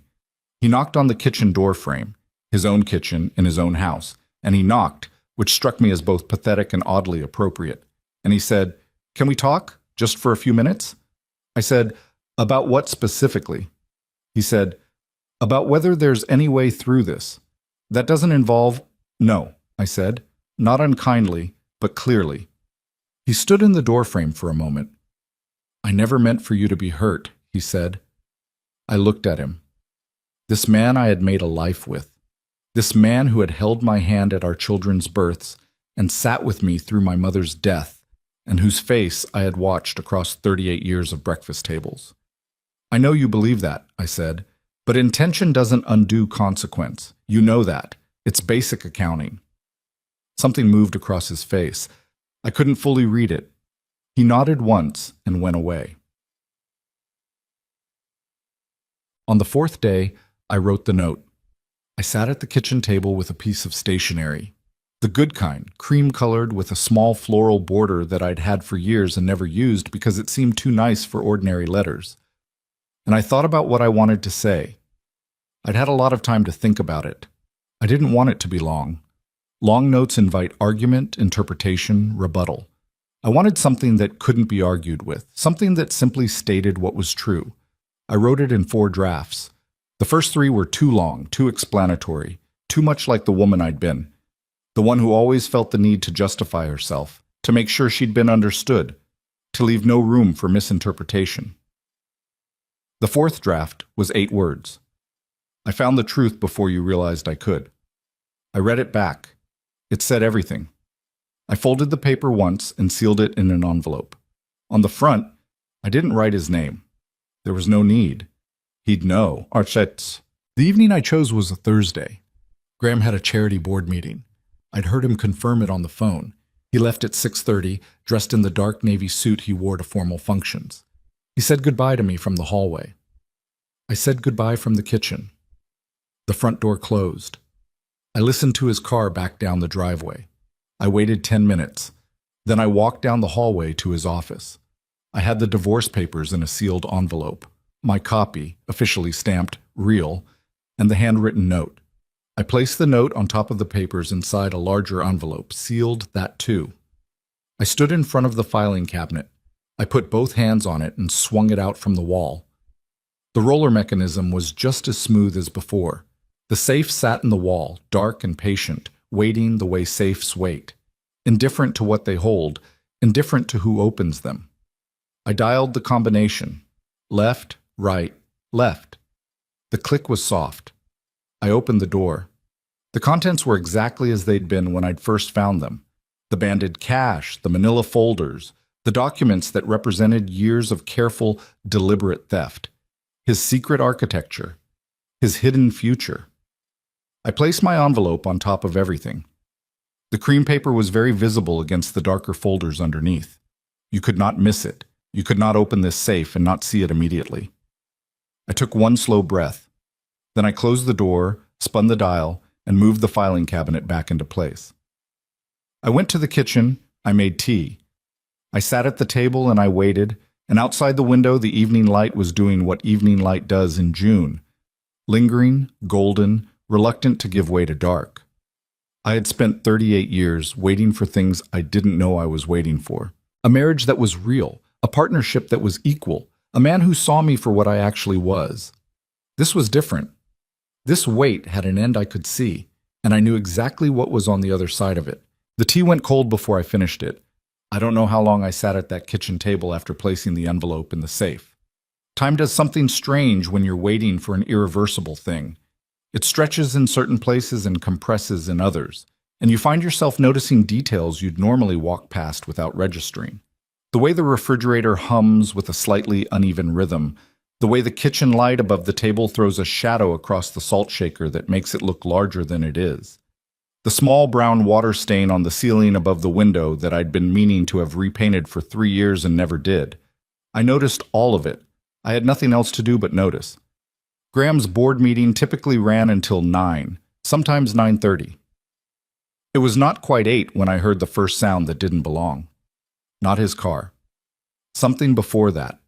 The distant noise of the neighborhood, the particular acoustic quality of a summer evening on a suburban street, and then cutting through it, closer, the specific sound of our garage door. He was home early. I looked at the clock on the microwave, 8:07. My hands, which had been steady through everything, through opening the safe, through placing the envelope, through the weeks of careful maintenance of a normal-looking life, my hands were not entirely steady now. I noticed that. I put them flat on the table and pressed down slightly, feeling the cool smoothness of the wood under my palms. The door from the garage opened. I heard him set his keys on the small hook by the door. He always did that. Keys on the hook. The automatic tidiness of a man who controlled his environment through habit. I heard him walk down the short hall toward the kitchen. He appeared in the doorway. He still had his jacket on. He looked tired, more tired than the hour accounted for. There was something in his face that I hadn't seen when he left, a slight disturbance in the composure, like weather moving in at the edges. "Meeting ended early," he said. "I heard the garage," I said. He stood in the doorway for a moment, looking at me in a way that was hard to parse. Not suspicious. Not yet. Just looking. "You're up late," he said. "Couldn't settle," I said. He nodded.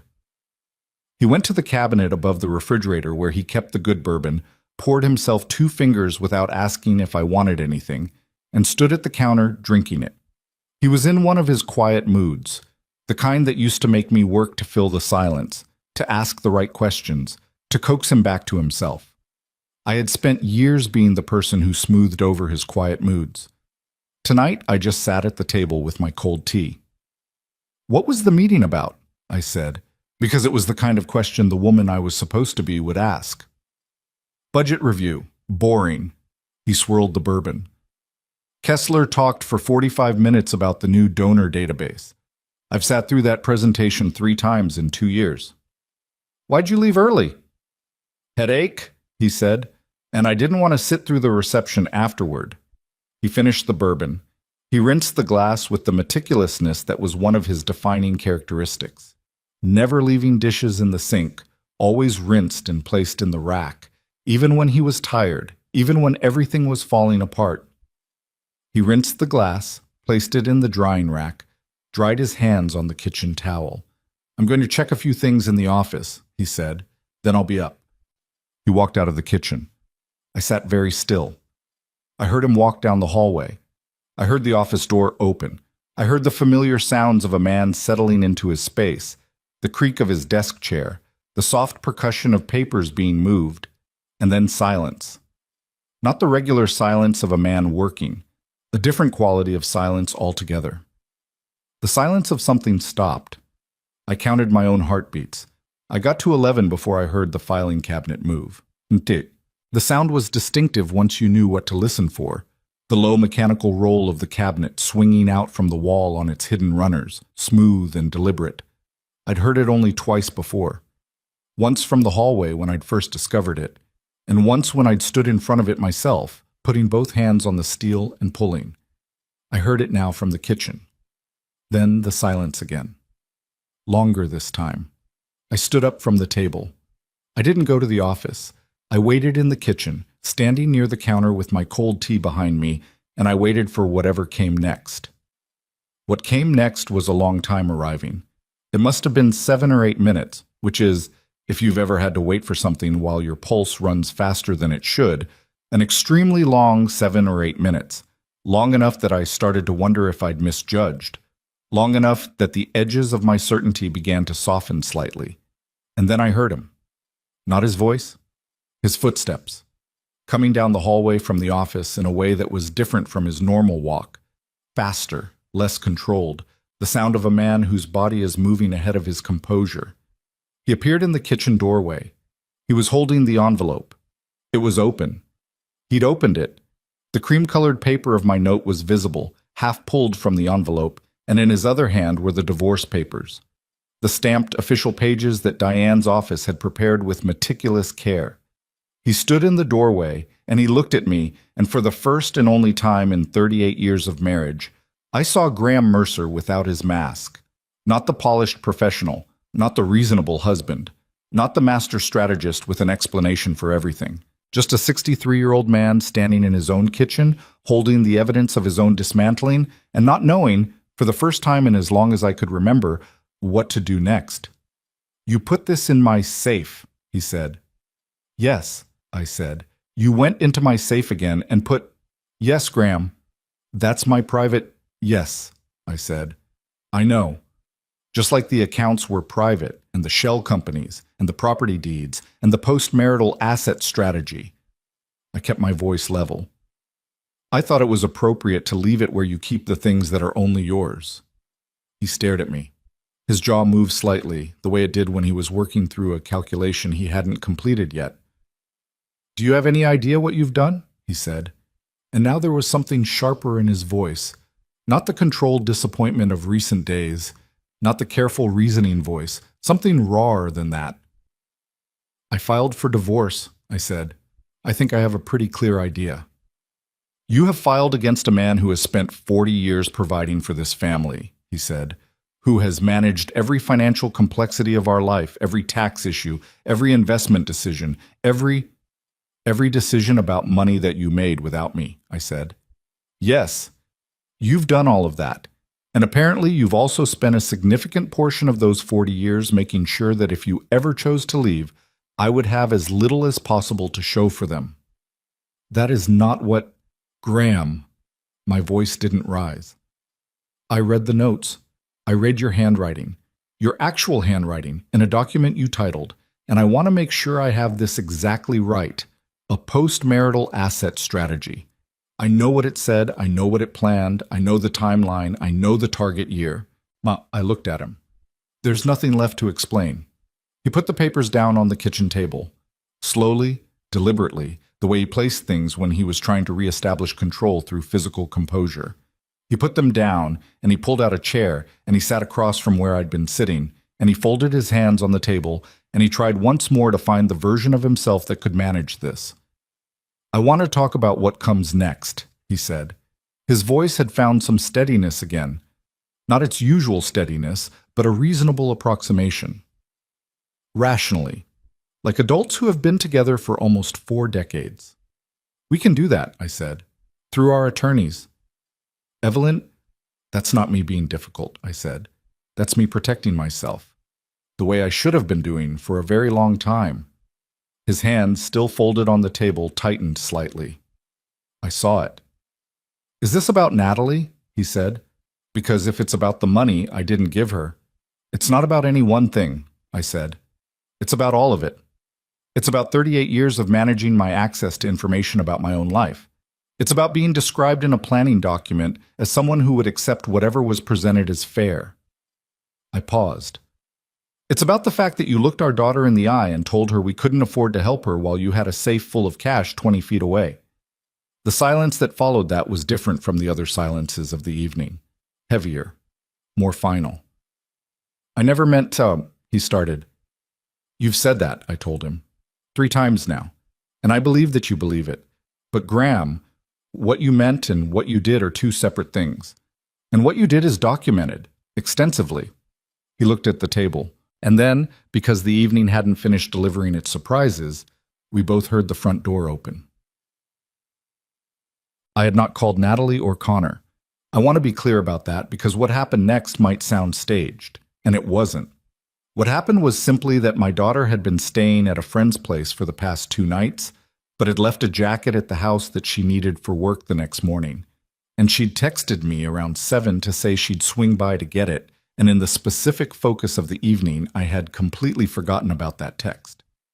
So when the front door opened and Natalie's voice called out, "Mom, it's just me. I'll just grab the jacket and go."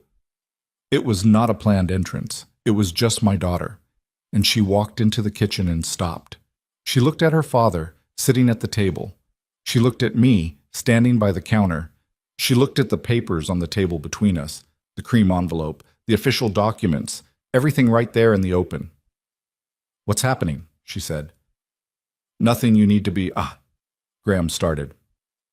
"I left the divorce papers in your father's safe," I said, because Natalie deserved the truth, and I was finished with managed information. "He found them tonight."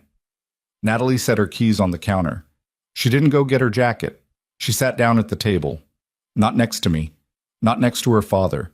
At the end of it, equidistant. Which I thought later was very Natalie. She always tried to hold the middle ground.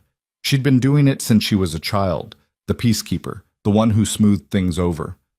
But her face tonight was not the face of someone trying to smooth things over. "Dad," she said, "have you told Mom you're sorry?" He looked at her. "It's more complicated than—" "Have you told her you're sorry?" she said again. Not a question the second time.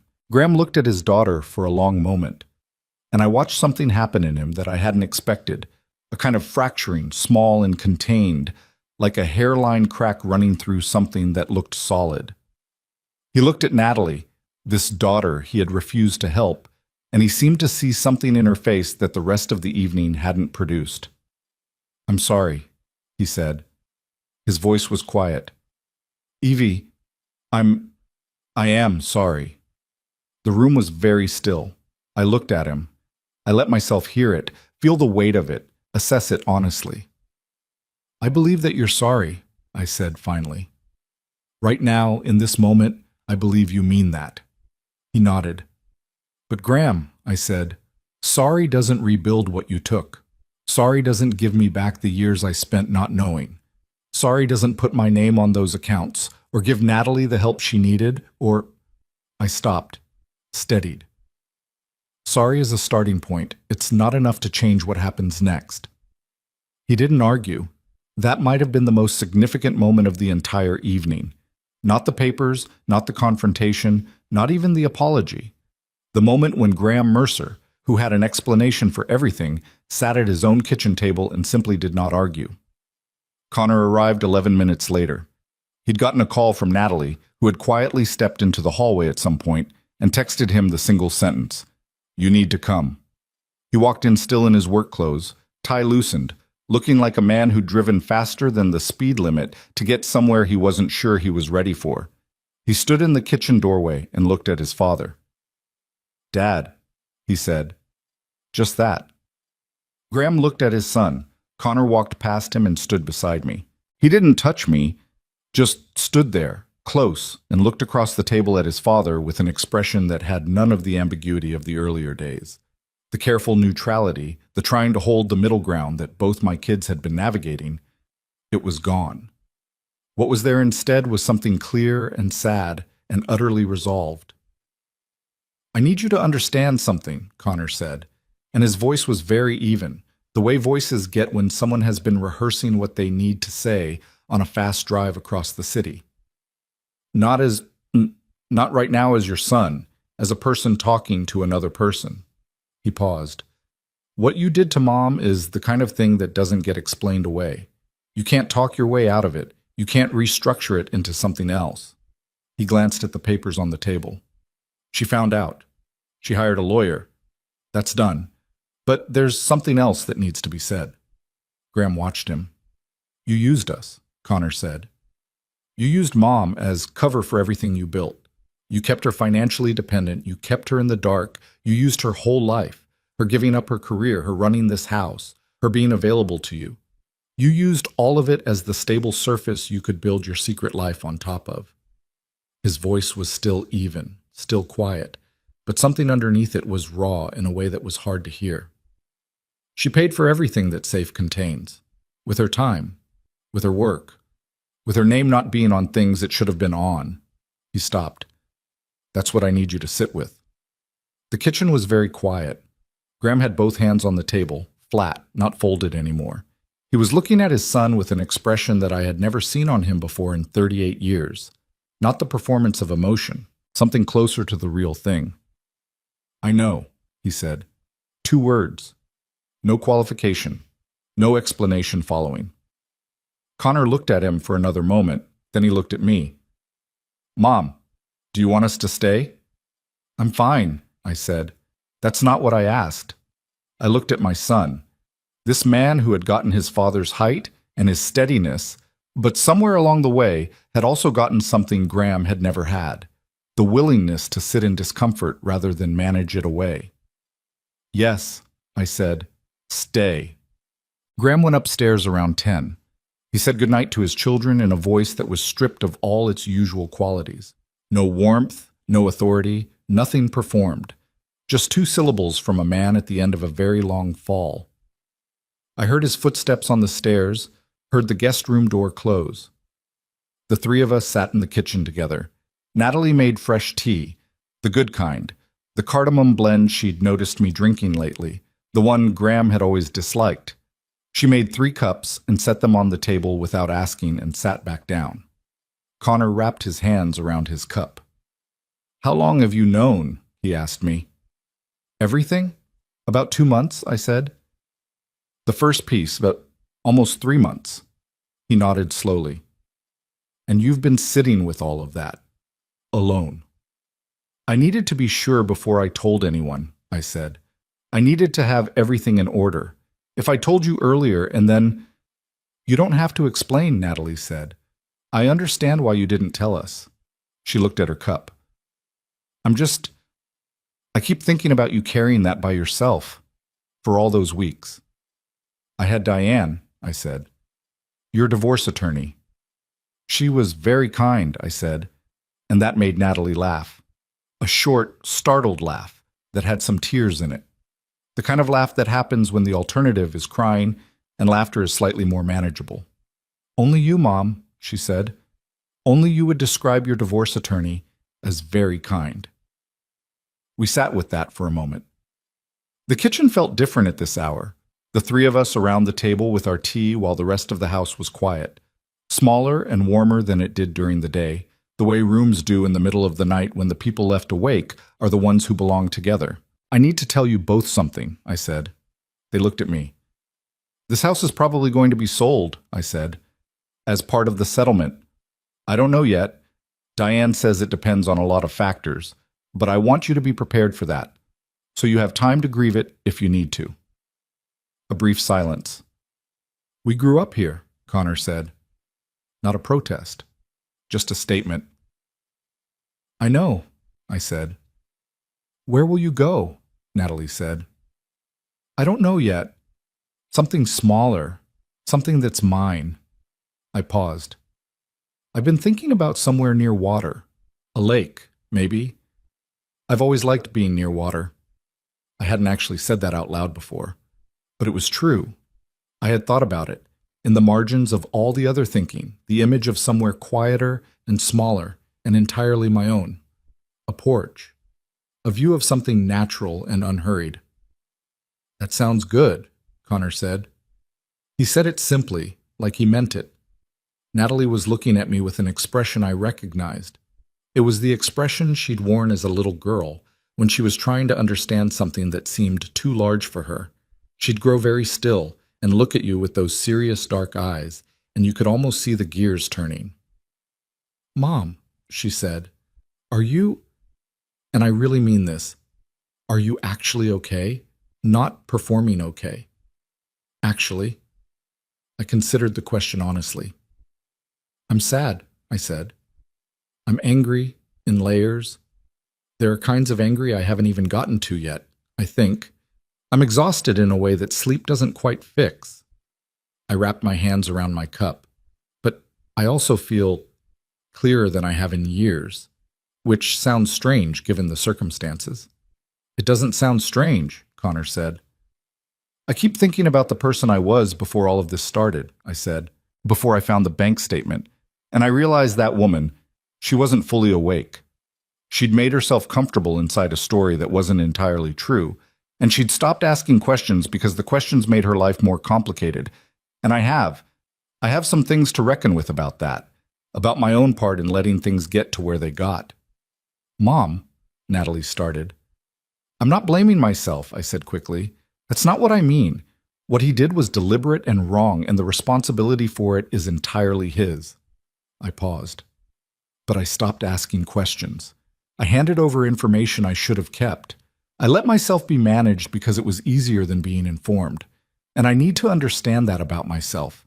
Not to punish myself, just to not repeat it. The kitchen was quiet. That's remarkably self-aware, Connor said finally, given that you just found out your husband has been financially deceiving you for decades. I've had time to think, I said. Apparently. We sat together until past midnight, not talking constantly, sometimes just being in the same space, the way families sit together when something large has happened and there are no words sufficient to address it, and the company itself has to be enough. When they finally said goodnight, Connor hugged me at the kitchen door for a long time. He's not usually a long hugger. He's more his father's child in that way, the brief backpat variety. But he held on that night, and I let him, and it was one of those embraces that does something for you that no conversation can. I'm coming back Saturday, he said when he let go. With food. We're going to figure out next steps. You don't have to. I know I don't have to, he said. I'll see you Saturday. Natalie kissed me on the cheek. She'd forgotten her jacket entirely. Text me if anything happens tonight, she said. Nothing's going to happen tonight, I said. Text me anyway. After they left, I stood in the quiet house and listened to it settle around me. The refrigerator hum, the clock, the particular late-night sounds of a house that has held a lot of life, and is still holding it, still standing, indifferent to the human drama contained inside its walls. I thought about Graham behind the guest room door.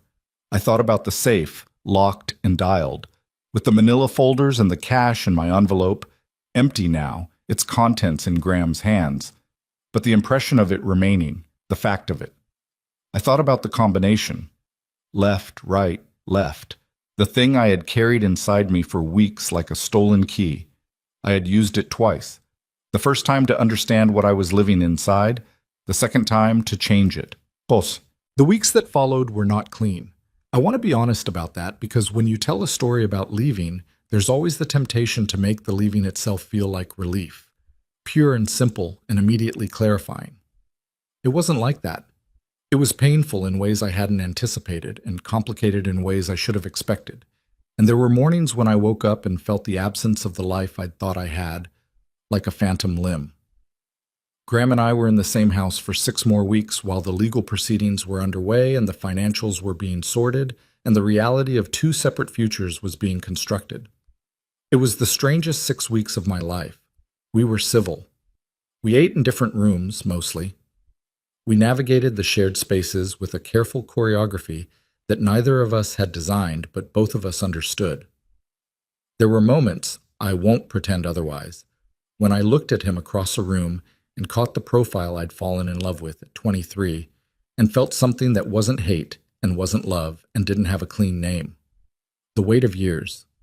The specific grief of a life that turned out to be built on ground that was never as solid as it looked. He didn't try to talk me out of it again. After that Thursday night, he didn't argue or explain or appeal. He consulted his attorney, he provided what was required in discovery, and he moved through the house like a man who understood that he had forfeited certain rights by his own actions and was no longer in a position to dispute the terms. He tried once to tell me in the hallway one morning that he thought we could have been good together, that he wished things had gone differently. I stood in the hallway and I looked at him and I said, "Graham, we were only as good together as the foundation we were standing on, and you built that foundation on sand. You built it that way on purpose." He didn't respond. I went to the kitchen and made coffee. There was one afternoon in the 5th week that I need to tell you about because it mattered more than the legal proceedings or the financial revelations or even the confrontation in the kitchen.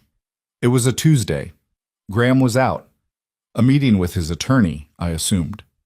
I was in the bedroom that had been ours for 38 years, beginning the slow process of sorting through what was mine and what wasn't, which is a strange and excavating exercise when you've shared a space with someone for that long. I found, in the back of the closet behind my winter coats, a box. I knew what it was before I opened it. I hadn't opened it in years, but I knew. I'd put it there myself, in one of those periodic house organizing purges, meaning to go through it properly and never quite getting around to it.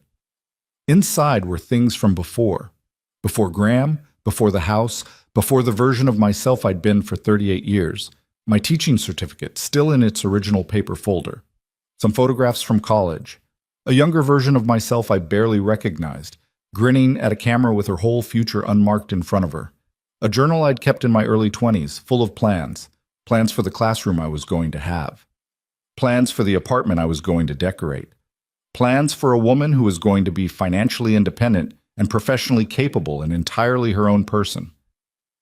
I sat on the edge of the bed and read through some of it. She was a good writer, that 23-year-old. She was funny and sharp and occasionally naive in ways that were charming rather than painful. She had opinions about things.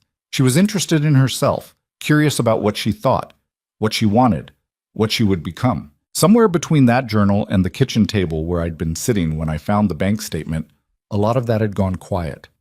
Not taken from me, not stripped away overnight.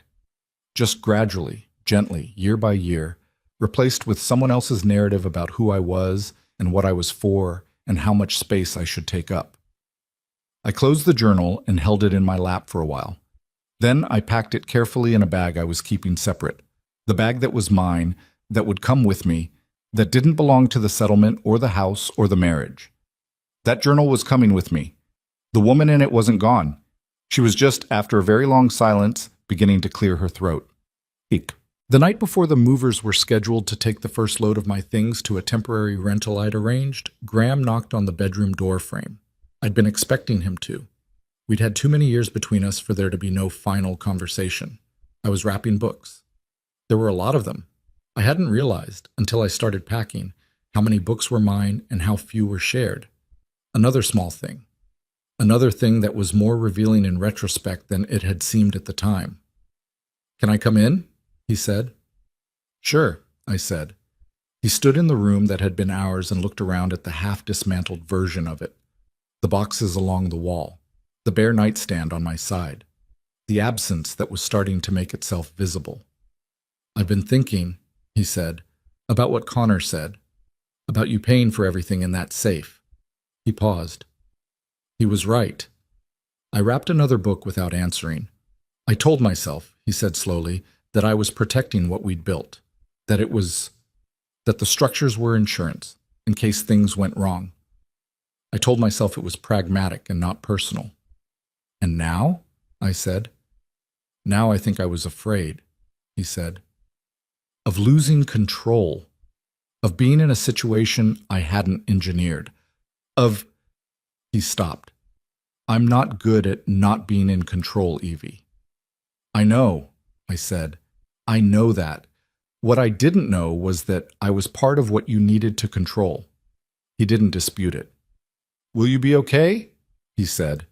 "Financially, with the settlement?" "Diane tells me yes," I said. "I wasn't trying to—" "Graham." I set down the book I was holding and turned to look at him fully. "I know. I actually believe you were not consciously trying to leave me destitute.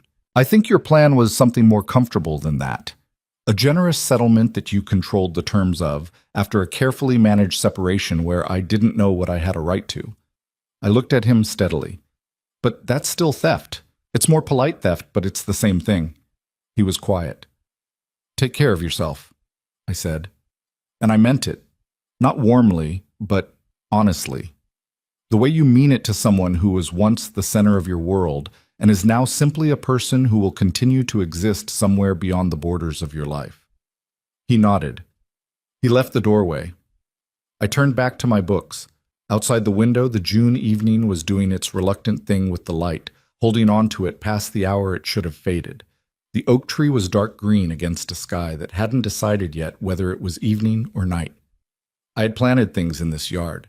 I had grown children in this house. I had made a life here that was real even when the foundation of it was not. I was going to take what was real with me and leave the rest exactly where I'd found it. The rental was a 2-bedroom apartment on the 3rd floor of a building in Evanston, 4 blocks from the lake. I chose it because of the water. That was the only criterion that felt non-negotiable. That first week of looking, I needed to be able to walk to the lake. Everything else was secondary. The apartment itself was fine in the way that rental apartments are fine when you haven't yet accumulated the things that make a space feel inhabited. Adequate light, decent kitchen, a bathroom that didn't have anything wrong with it that I noticed immediately. The building was quiet. The neighbors I'd met in the hallway were polite in the way of people who respect other people's privacy, which suited me exactly. I moved in on a Saturday in July with Connor's truck and Natalie's organizational instincts and an embarrassing amount of kitchen equipment that Natalie kept trying to edit down, and I kept putting back in the box. "Mom, you have 4 colanders." "I use all 4. "Nobody uses 4 colanders." "I do." Connor, carrying a box labeled books, heavy in my handwriting, came through the door and looked at us. "Are we arguing about colanders?" "She has 4, Natalie said. "They're staying," I said. It was the most normal 20 minutes I'd had in months. We stood in that apartment, the 3 of us, surrounded by the pieces of a life being put back together in a different configuration, and we argued about colanders. And I laughed. A real laugh, the kind that comes from the chest rather than the throat, the kind that requires no performance. It felt like the first real thing I'd done in a very long time. The settlement was finalized in October. I won't walk you through all the legal mechanics, partly because Diane explained them to me over the course of several months in considerable detail, and I still don't fully understand everything, and partly because the specifics aren't what matter. What matters is the shape of the outcome. The forensic accountant had done his job thoroughly. Every account Graham had structured to be invisible, every shell company, every property deed that had been moved through Vanessa Holloway's registered entities, every offshore transfer. All of it came into the light under discovery.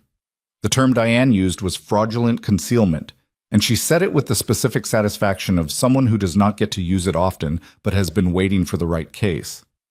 Graham's attorney argued. Of course he did. Graham had retained one of the most expensive divorce attorneys in Cook County, which told me something about how seriously he'd understood his exposure. They argued that the structures were legitimate business entities, that they predated any marital discord, that I had been adequately provided for throughout the marriage. Diane dismantled every argument, methodically, thoroughly, with the documentation we'd assembled over months. The judge, a woman in her 60s with reading glasses and an expression of permanent measured skepticism that I found deeply reassuring, looked at the post-marital asset strategy document, the handwritten one, with Graham's precise penmanship and his reference to E not being a sophisticated financial actor. She looked at it for a long time. Then she looked at Graham over her reading glasses with an expression that required no translation. The settlement that followed was not what Graham had planned. The marital estate that was divided was substantially larger than it would have been if I had simply accepted whatever was presented as fair. The hidden accounts, the property, the investment portfolios that had been structured to disappear, they were included. All of them. Diane called me after the final hearing. "It's done," she said. I was sitting on the bench at the end of the street that ran down to the lake. It was an October afternoon, the water gray and restless under a heavy sky, the kind of day that smells of cold coming. "Okay," I said. "You received a fair settlement, Evelyn. More than fair, actually, given what the estate turned out to contain." "Thank you," I said. "For everything." A pause on her end. "Can I say something to you? As a person, not your attorney." "Yes." "I've been doing this for 22 years, she said. "And I don't often say this, but watching you navigate this, the patience, the strategy, the way you never once let him pull you into his frame of the situation, it was something." She paused. "You were smarter about this than most people half your age." I sat on the bench and looked at the gray water. "I had a good teacher," I said. "You taught yourself," she said. "That's different." After I hung up, I sat there for a while longer. The wind off the lake was cold and direct, and I hadn't brought a heavy enough jacket. My ears were going numb. I sat there anyway. Done. It was a small word for the end of a 38-year marriage, for the closing of a chapter that had contained everything: children, seasons, the whole architecture of an adult life. Done felt inadequate. But it was also, in the way that simple words sometimes are, exactly right. Done meant over. Done meant the next thing could begin. I stood up from the bench and walked back to my apartment, into the warmth of a space that was only mine, and I made the cardamom tea, and I sat at my own kitchen table for the first time without anything to manage or conceal or maintain. I just sat. Chet, I want to tell you about Vanessa Holloway, because her story didn't end in October either, and she deserves more than a footnote. She cooperated fully with Diane's team. Every document, every entity structure, every record she'd signed her name to, she provided it all without being compelled. And her cooperation was, according to Diane, a significant reason the forensic picture came together as cleanly as it did. She submitted an affidavit to the court explaining her role and how it had evolved beyond what she'd initially understood she was agreeing to. She faced her own legal review as a result. I don't know the full details. That was between her and her own attorney. What I know is that she sent me a letter in September, handwritten on plain paper, that I read once and then put in the box with the journal from my 20s and the teaching certificate and the photographs of the person I'd been before. She wrote, "I told myself for years that what wasn't my business wasn't my problem. I know now that isn't true. When you have the ability to tell someone the truth and you choose not to, you've made a choice. You've just made it quietly. I made that choice too many times. I'm sorry." I didn't write back. Not because I was angry at her. By October I had run out of energy for anger that wasn't directly useful, but because I didn't know what to say that would be more honest than silence. She'd been part of the machinery that diminished me. She'd also been the person who handed me the documents that helped dismantle it. Both things were true. She had to live with both things. I didn't need to adjudicate them for her. I kept her letter because it said something true about the cost of convenient choices. I thought someday I might need to remember it. Graham sold the house in December. I drove past it once, about a week after the sale closed, not entirely sure why. Some impulse I didn't examine too closely. It was a cold afternoon, the kind of gray-white December sky that sits low over everything, and the house looked smaller than I remembered it. Or maybe I was larger. Maybe both things were true at once. There was a real estate sign in the front yard with the sold sticker across it at a diagonal. The oak tree was bare. The garden beds were empty and brown. The house was between people, not ours anymore, not yet the new owners. Just a building waiting to be inhabited. I sat in my car across the street and looked at it for a few minutes. I thought about Natalie learning to walk in the living room, Connor's dinosaur phase, and the ceramic triceratops that used to live on the windowsill in the kitchen. The first Thanksgiving we hosted after my mother passed, when I burned the rolls and cried about it, and Graham had, this was real, this happened, gotten in the car at 9 in the morning and driven to 3 different grocery stores looking for decent rolls and come home with a grocery bag and a bakery box and put his arms around me without saying anything. I thought about that. The thing about a marriage built partially on lies is that it doesn't make the true parts disappear. It complicates them. It puts them in a frame you didn't choose and didn't know you were standing inside. But they happened. The rolled-up grocery bag in his arms. The nights with sick children and the years of dinners and the specific, unrepeatable way that time accumulates between two people who have shared a life. I'd grieved the false parts. I still needed to figure out what to do with the true ones. I started the car and drove back to Evanston. I didn't drive past the house again. The watercolor class was Natalie's idea, technically. She'd seen a flyer in a coffee shop in my neighborhood and texted me a photo of it without comment. Just the photo. Which was very Natalie. She never pushed, just placed things in front of me and trusted me to know what to do with them. I signed up on a Tuesday afternoon, sitting at my kitchen table with a cup of tea and my laptop, feeling faintly ridiculous. I hadn't taken an art class since high school. I had no particular reason to think I had any ability. The class was at the community center 3 blocks away, Tuesday evenings, taught by a woman named Bess who appeared in her website photo to be about 70 and was pictured holding a brush with the casual authority of someone who had been doing this for 50 years. I went. I was bad at it. This is important. I was genuinely, demonstrably, encouragingly bad at watercolor painting for the first 6 weeks of class. My washes were muddy. My proportions were wrong. I painted a still life of a pear that looked like something between a potato and a deflated football. Bess looked at it for a moment and said, "You're fighting the water. You have to let the water do what it wants to do and work with it, not against it." I went home and thought about that for 2 days. Letting things do what they want to do. Working with instead of against. Not controlling the outcome so tightly that you strangle it.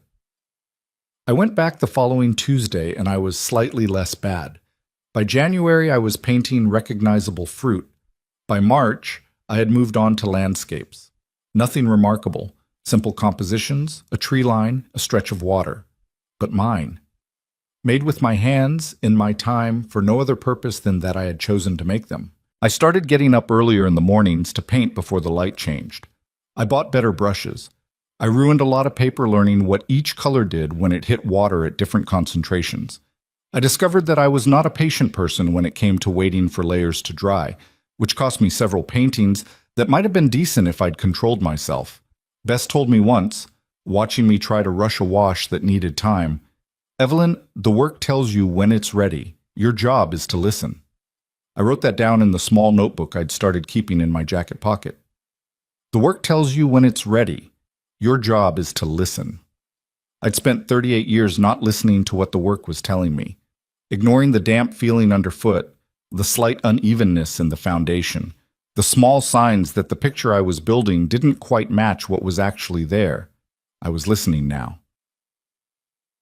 In February, I had lunch with a woman from the watercolor class named Patricia, who was 68 and had been recently widowed and was trying out the class because her daughter had suggested it in exactly the same non-pushy Natalie way that my daughter had suggested it to me. We discovered over soup that we had approximately 6,000 things in common, including a love of cardamom tea and an inexplicable strong opinion about the correct way to fold towels, and a history of putting other people's preferences ahead of our own for so long that we'd both half forgotten what our own were. Patricia became my first real friend in what I was beginning to understand was my actual life, the life after, the one that was mine. We had lunch twice a month. We went to the Art Institute once and spent 2 hours in the Impressionism galleries and then 45 minutes eating sandwiches on a bench outside, arguing about whether Monet was a genius or simply very good at a very specific thing. We had different views. We argued cheerfully. Neither of us changed our minds. I had forgotten what it felt like to have an opinion without calculating how it would land on someone else. I was remembering. Connor called me one evening in March. It was a Thursday, and I was sitting on my couch with a glass of wine and a sketchbook, drafting a composition for the following Tuesday. "How are you actually doing?" he said. No preamble. Very Connor. "Better," I said. "Really better, not performance better." "I believe you," he said. "You sound different." "Different how?" A pause. "Lighter," he said. "Like there's more air in your voice, if that makes sense." It made complete sense. I told him so. "How's Dad?" I said. Because I could ask that now. Not without complication, but without the specific weight it had carried for months. "Fine," Connor said, carefully. "Working. He's been quieter than usual. I think he's doing some actual thinking, which is not a thing he's historically been great at." "Better late," I said. "I guess." A pause. "Mom, can I ask you something?" "Yes." "Do you regret it? Any of it? The marriage. Not what he did, but the choice to marry him. The years." I set the sketchbook down. It was the question I had been asking myself in various forms since October. Since before October, really, since the morning I'd opened the filing cabinet and found the safe. And I had an answer now. Not a simple one, but a real one. "No," I said. "I have you. I have Natalie. I have 38 years of a life that happened, that was real in the ways it was real. I regret what he did. I regret what I let myself not see." I paused. "But regret is expensive, Connor. It costs you the present to pay for the past, and I need the present right now." He was quiet for a moment. "That's pretty wise," he said. "I've been painting," I said. "It does something to your brain." He laughed. A real one. And I laughed too, and we talked for another hour about nothing in particular. His work, a book he was reading, a restaurant in his neighborhood, and it was just my son and I on the phone on a Thursday evening, easy and ordinary and entirely sufficient. After we hung up, I sat with the quiet of the apartment, the refrigerator hum, the distant sound of the lake, or what might have been the lake. Sometimes I wasn't sure if I was actually hearing it or just expecting to. I picked up the sketchbook again. Spring arrived late that year. It always does in Chicago. You wait through March and most of April for real warmth. And then one morning you walk outside and something in the air is different. Not just the temperature, but the quality of it. Something that feels almost like permission. I took the train down to the Loop one Saturday morning in late April and walked through the city for about 3 hours by myself. This was something I used to do when I was young. Before Graham, before the house and the children and the life I built. Just walk through the city without a destination, paying attention to things. I hadn't done it in decades. I realized, walking down Michigan Avenue with my jacket open and the spring air coming off the lake, done it because I'd stopped thinking of the city as something I navigated on my own terms. I'd been here as someone's wife, someone's mother, someone's accompaniment. I'd stopped inhabiting my own routes. I walked for 3 hours. I bought coffee from a stand near the river and drank it sitting on a bench watching the boats. I went into a bookshop I'd never been in and spent 45 minutes reading the first pages of books I didn't buy. I sat in Millennium Park for a while and watched people. Nobody needed anything from me. Nobody was waiting for me to arrive or leave. I had no particular obligation for the entire afternoon except to exist and pay attention. It sounds small. It sounds like nothing. It felt like everything. I found the cottage in May. I hadn't been actively looking, not urgently. Diane had told me early on that the settlement would give me options, and I'd let that word, options, sit quietly in the back of my mind as a kind of banked reassurance. I wasn't ready to make a permanent decision in the first months. I wanted to live in the apartment for a while, let myself settle, learn what I actually wanted before I tried to build it. But in May, a friend of Patricia's mentioned a property on a small lake about 90 minutes north of the city. A cottage, she said. Small, a bit run down, owned by an elderly man whose children had finally convinced him to sell. It had been in his family for decades. Good bones, she said. Good water. I drove up on a Saturday morning with Patricia because she insisted on coming and because I secretly didn't want to go alone. The drive was through small towns and farmland and then into something prettier, the lakes region of northern Illinois, where the flat landscape gathers itself into gentle hills and the water appears suddenly between trees. I'd forgotten this part of the state. I hadn't been up here in years. The cottage was at the end of a gravel road on the eastern shore of a small lake. Not fancy. The exterior needed paint. One of the porch steps had gone soft. The garden had gone to weed and wildness. But the bones, as Patricia's friend had said, were good. The porch faced west, which meant evening light on the water. The kitchen was small and had a window above the sink that looked out at the tree line. The bedroom had slanted ceilings and original wood floors that were still beautiful under decades of scuff and wear. I stood on the porch and looked at the lake. The water was very still that morning, pale and silver in the early light, the far shore a dark line of trees. A bird was doing something complicated in the shallows near the dock. Patricia stood beside me. "Well?" she said. I didn't answer right away. I was thinking about the view from the backyard of the house I'd shared with Graham for 38 years. The oak tree, the fence, the garden beds I'd planted and tended and never quite thought of as entirely mine. I was thinking about the apartment in Evanston, adequate and sufficient and close enough to the lake to walk to. I was thinking about the woman in the journal from my 20s who had written about her future as if it were still entirely open, entirely hers. "I need to see the inside again," I said. We saw the inside again.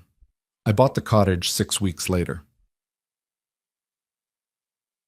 I want to tell you about the first evening I spent there alone, because I think it's important and because I've been building toward it without quite knowing it since the beginning of this story. It was a Tuesday in July, almost exactly 1 year since I'd moved into the Evanston apartment, exactly 15 months since I'd found the bank statement under the pizza menu in the hallway drawer. I'd been up to the cottage twice for work, repairs, fresh paint on the exterior, a new step on the porch, but this was the first night I'd sleep there. I'd brought a lamp, a good mattress, my kitchen things including all 4 colanders, my books, and my painting supplies. That was essentially it. The cottage was furnished sparsely with things I'd chosen at secondhand shops and a few pieces from the settlement. The reading chair I'd always considered mine, the kitchen table from the Evanston apartment. I made dinner. Something simple, pasta, a salad, bread from the bakery in the small town 6 miles down the road. I ate on the porch because the evening was warm and the mosquitoes hadn't found me yet. The lake was doing the thing it does at dusk in summer, going very still and very golden, reflecting the last of the light in a way that makes the water look solid, like you could walk out on it. The tree line on the far shore went dark while the sky above it was still bright, and for about 20 minutes the whole scene existed in that suspended state between day and evening where everything looks intentional. I sat on my porch with my pasta and I watched it. I thought about a lot of things. I thought about my daughter, who was doing well. She'd gotten through her own divorce with less financial complexity than mine, had a small apartment she was learning to love, was dating someone she described to me as aggressively normal in a good way. I thought about Connor, who called every Thursday and asked real questions and had recently started coming up to the cottage on weekends to fish off the dock with the focus of a man who needs an activity that asks nothing of him mentally. I thought about Patricia, who was coming up next month for a week, bringing her own painting supplies and strong opinions about breakfast. I thought about Graham. He was living in a downtown condo now. Connor had mentioned it, not at length, not with commentary, just in passing, as a fact. He was still working. His reputation in the financial community had taken a quiet hit. These things tend to circulate in professional circles, Diane had told me, without ever becoming fully public. He still sat on the charity boards. He He still played golf on Saturday mornings. His life, from the outside, probably looked largely intact. I knew something about how that worked. I hoped, in a complicated way that I didn't fully understand, that he was doing some of the thinking that Connor had suggested he might be capable of. Not for my sake. It was far too late for it to be for my sake, but for his own. Because a man who gets to the end of his life having spent most of it managing the people around him, rather than being present with them, is a man who arrives at the end alone in a way that no financial structure can protect against. I had been that kind of alone once, not because I was cold or controlling, the opposite. I had been alone because I'd made myself small enough to fit inside someone else's plans, and called it partnership. That kind of alone is its own particular quiet devastation. I hoped he found his way out of it. I hoped that more than I'd expected to. I was washing my plate at the kitchen sink, the one with the window above it that looked at the tree line, when my phone buzzed on the counter. A text. From Graham. I picked up the phone and looked at the screen. I miss you. 3 words, no preamble, just that. I stood at the sink with the phone in my wet hand and I read it twice. I thought about the woman who would have read those words 18 months ago. The woman who had spent 38 years wanting nothing more than to be genuinely seen and valued by the man she'd built her life with. That woman would have felt something seismic in her chest reading those 3 words, would have spent hours, days, turning them over, weighing them, wondering what they meant and what they were asking, and whether there was some path back to something salvageable. I knew what those words would have cost me once. I set the phone face down on the counter, not with anger, not dramatically, just with the simple, definitive gesture of a woman who has run out of time to spend on things that can't be changed. He missed me. I believed him. But missing someone and having treated them well are entirely different things, and only one of them creates a future. He'd had 38 years to choose that future, and he'd spent them building a different one, a solitary one, a controlled one in which I was an element to be managed rather than a person to be cherished. He had that future now. He'd built it himself. It was his. And I had mine. I dried my hands on the kitchen towel. I went back to the porch. The light had shifted while I was inside. The golden suspended moment had passed, and the lake was now the blue-gray of early evening, the tree line fully dark, the first stars appearing in the east. I sat in the chair I'd put on the porch specifically for evenings like this one. A good chair, solid, exactly the right height, that I'd found at an antique place in a small town and refinished myself over the course of 3 weekends with sandpaper and wood stain and 2 tutorial videos on YouTube. It had taken me much longer than it should have. It was not perfectly finished. There were places near the back leg where the stain was slightly uneven. I loved it more than almost any object I owned. I sat in it and looked at the lake and I thought, this is mine. This moment, this light, this water, this chair that took me too long to refinish, this silence that belongs to nobody but me, this evening at the beginning of the rest of whatever I have. Mine. Oh, there's something I want to say directly to you because I've been telling this story for a while now, and I think it owes you more than just the facts of what happened. If you are a woman who has handed over the information about your own life a little at a time, year by year, because it was easier than fighting for it, I see you. I was you. And I want you to know that the handing over is reversible. It is late sometimes. It is harder than it should be. The reclamation requires things of you that the original surrendering did not, but it is possible. If you're in a marriage or a relationship where your access to financial information is limited, where questions are managed rather than answered, where you have been gradually made to feel that asking too much is a kind of disloyalty, please hear this. That is not partnership. Partnership requires that both people can see the map. If only one person knows where the money is, only one person has the power. And power without accountability is not love. It never has been. I am not standing here telling you that leaving is always the answer. That's not my place, and it isn't my truth. My truth is that by the time I found what I found, the leaving was not a choice so much as an inevitability.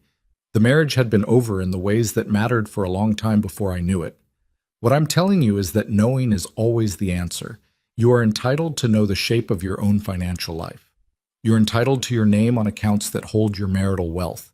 You're entitled to ask questions and receive answers that are actually answers and not managed explanations. You're not too old to ask those questions. You are not too deep into a life to understand what that life actually contains. I found out the truth at 61. I started over at 61. I am, at 62, sitting on a porch overlooking a lake that I bought with money I was entitled to all along. It is not too late. It is never too late to understand what you're standing on. The wildflowers I planted along the south side of the cottage came up in August.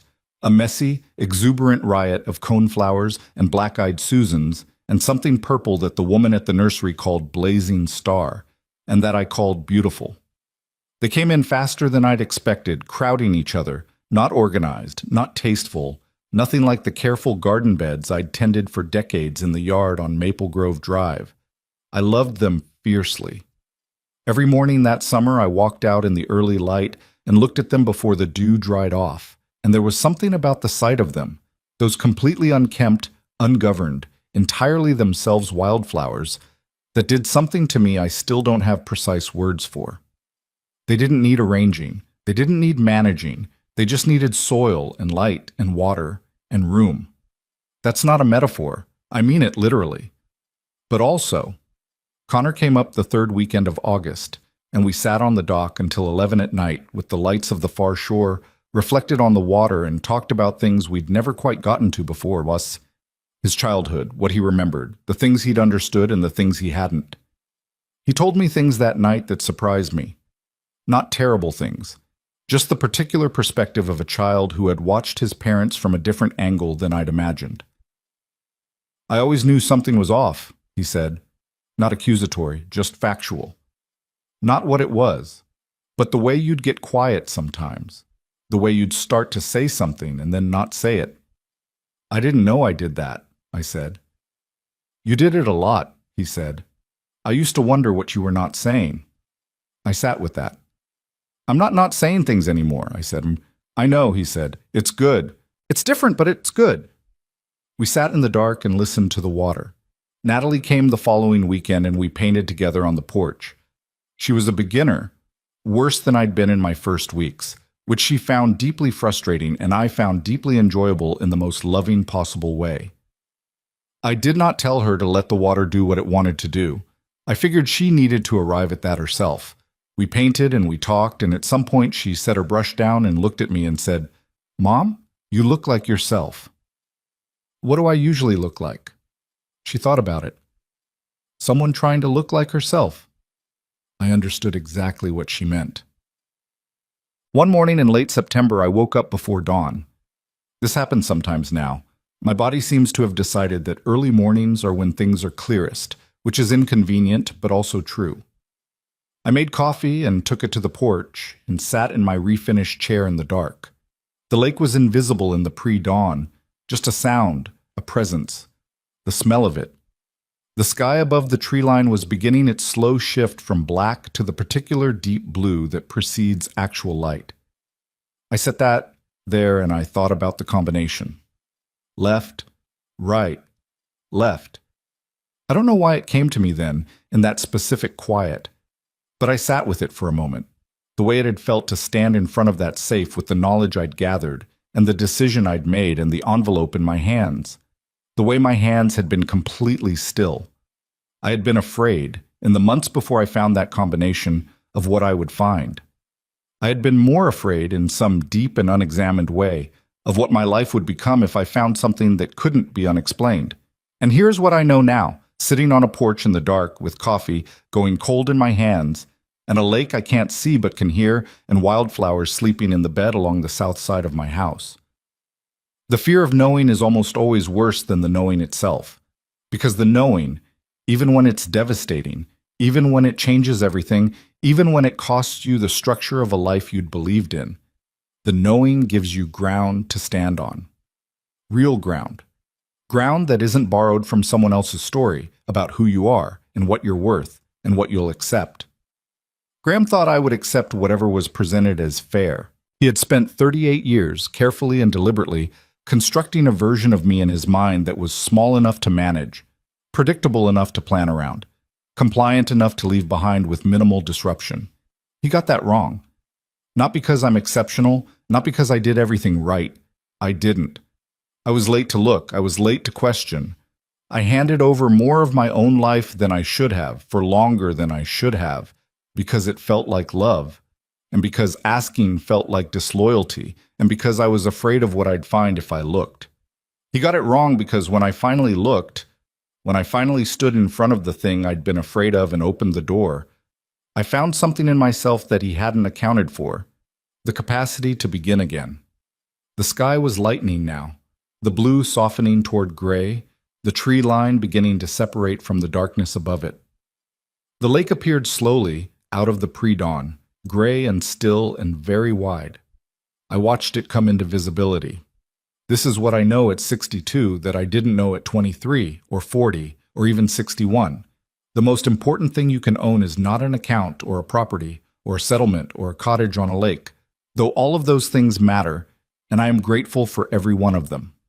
The most important thing you can own is the knowledge of who you are, not who someone decided you were, not who you became in the service of someone else's comfort, not the smaller, quieter, question-free version of yourself that's easier to manage, who you actually are underneath all that accommodation. I am Evelyn Mercer. I am 62 years old. I have 2 children who call me regularly, and a friend named Patricia who argues with me about Monet, and a cottage with wildflowers along the south wall, and 4 colanders and a chair. I refinished myself, and a lake that looks like silver in the early morning light. I paint things badly, and I'm getting better. I ask questions now, all the questions, and I am, imperfectly, incompletely, with full knowledge of everything I did wrong and everything that was done wrong to me. I am entirely, finally, completely awake. The light came up over the tree line. The lake went silver. I drank my cold coffee, and I watched it.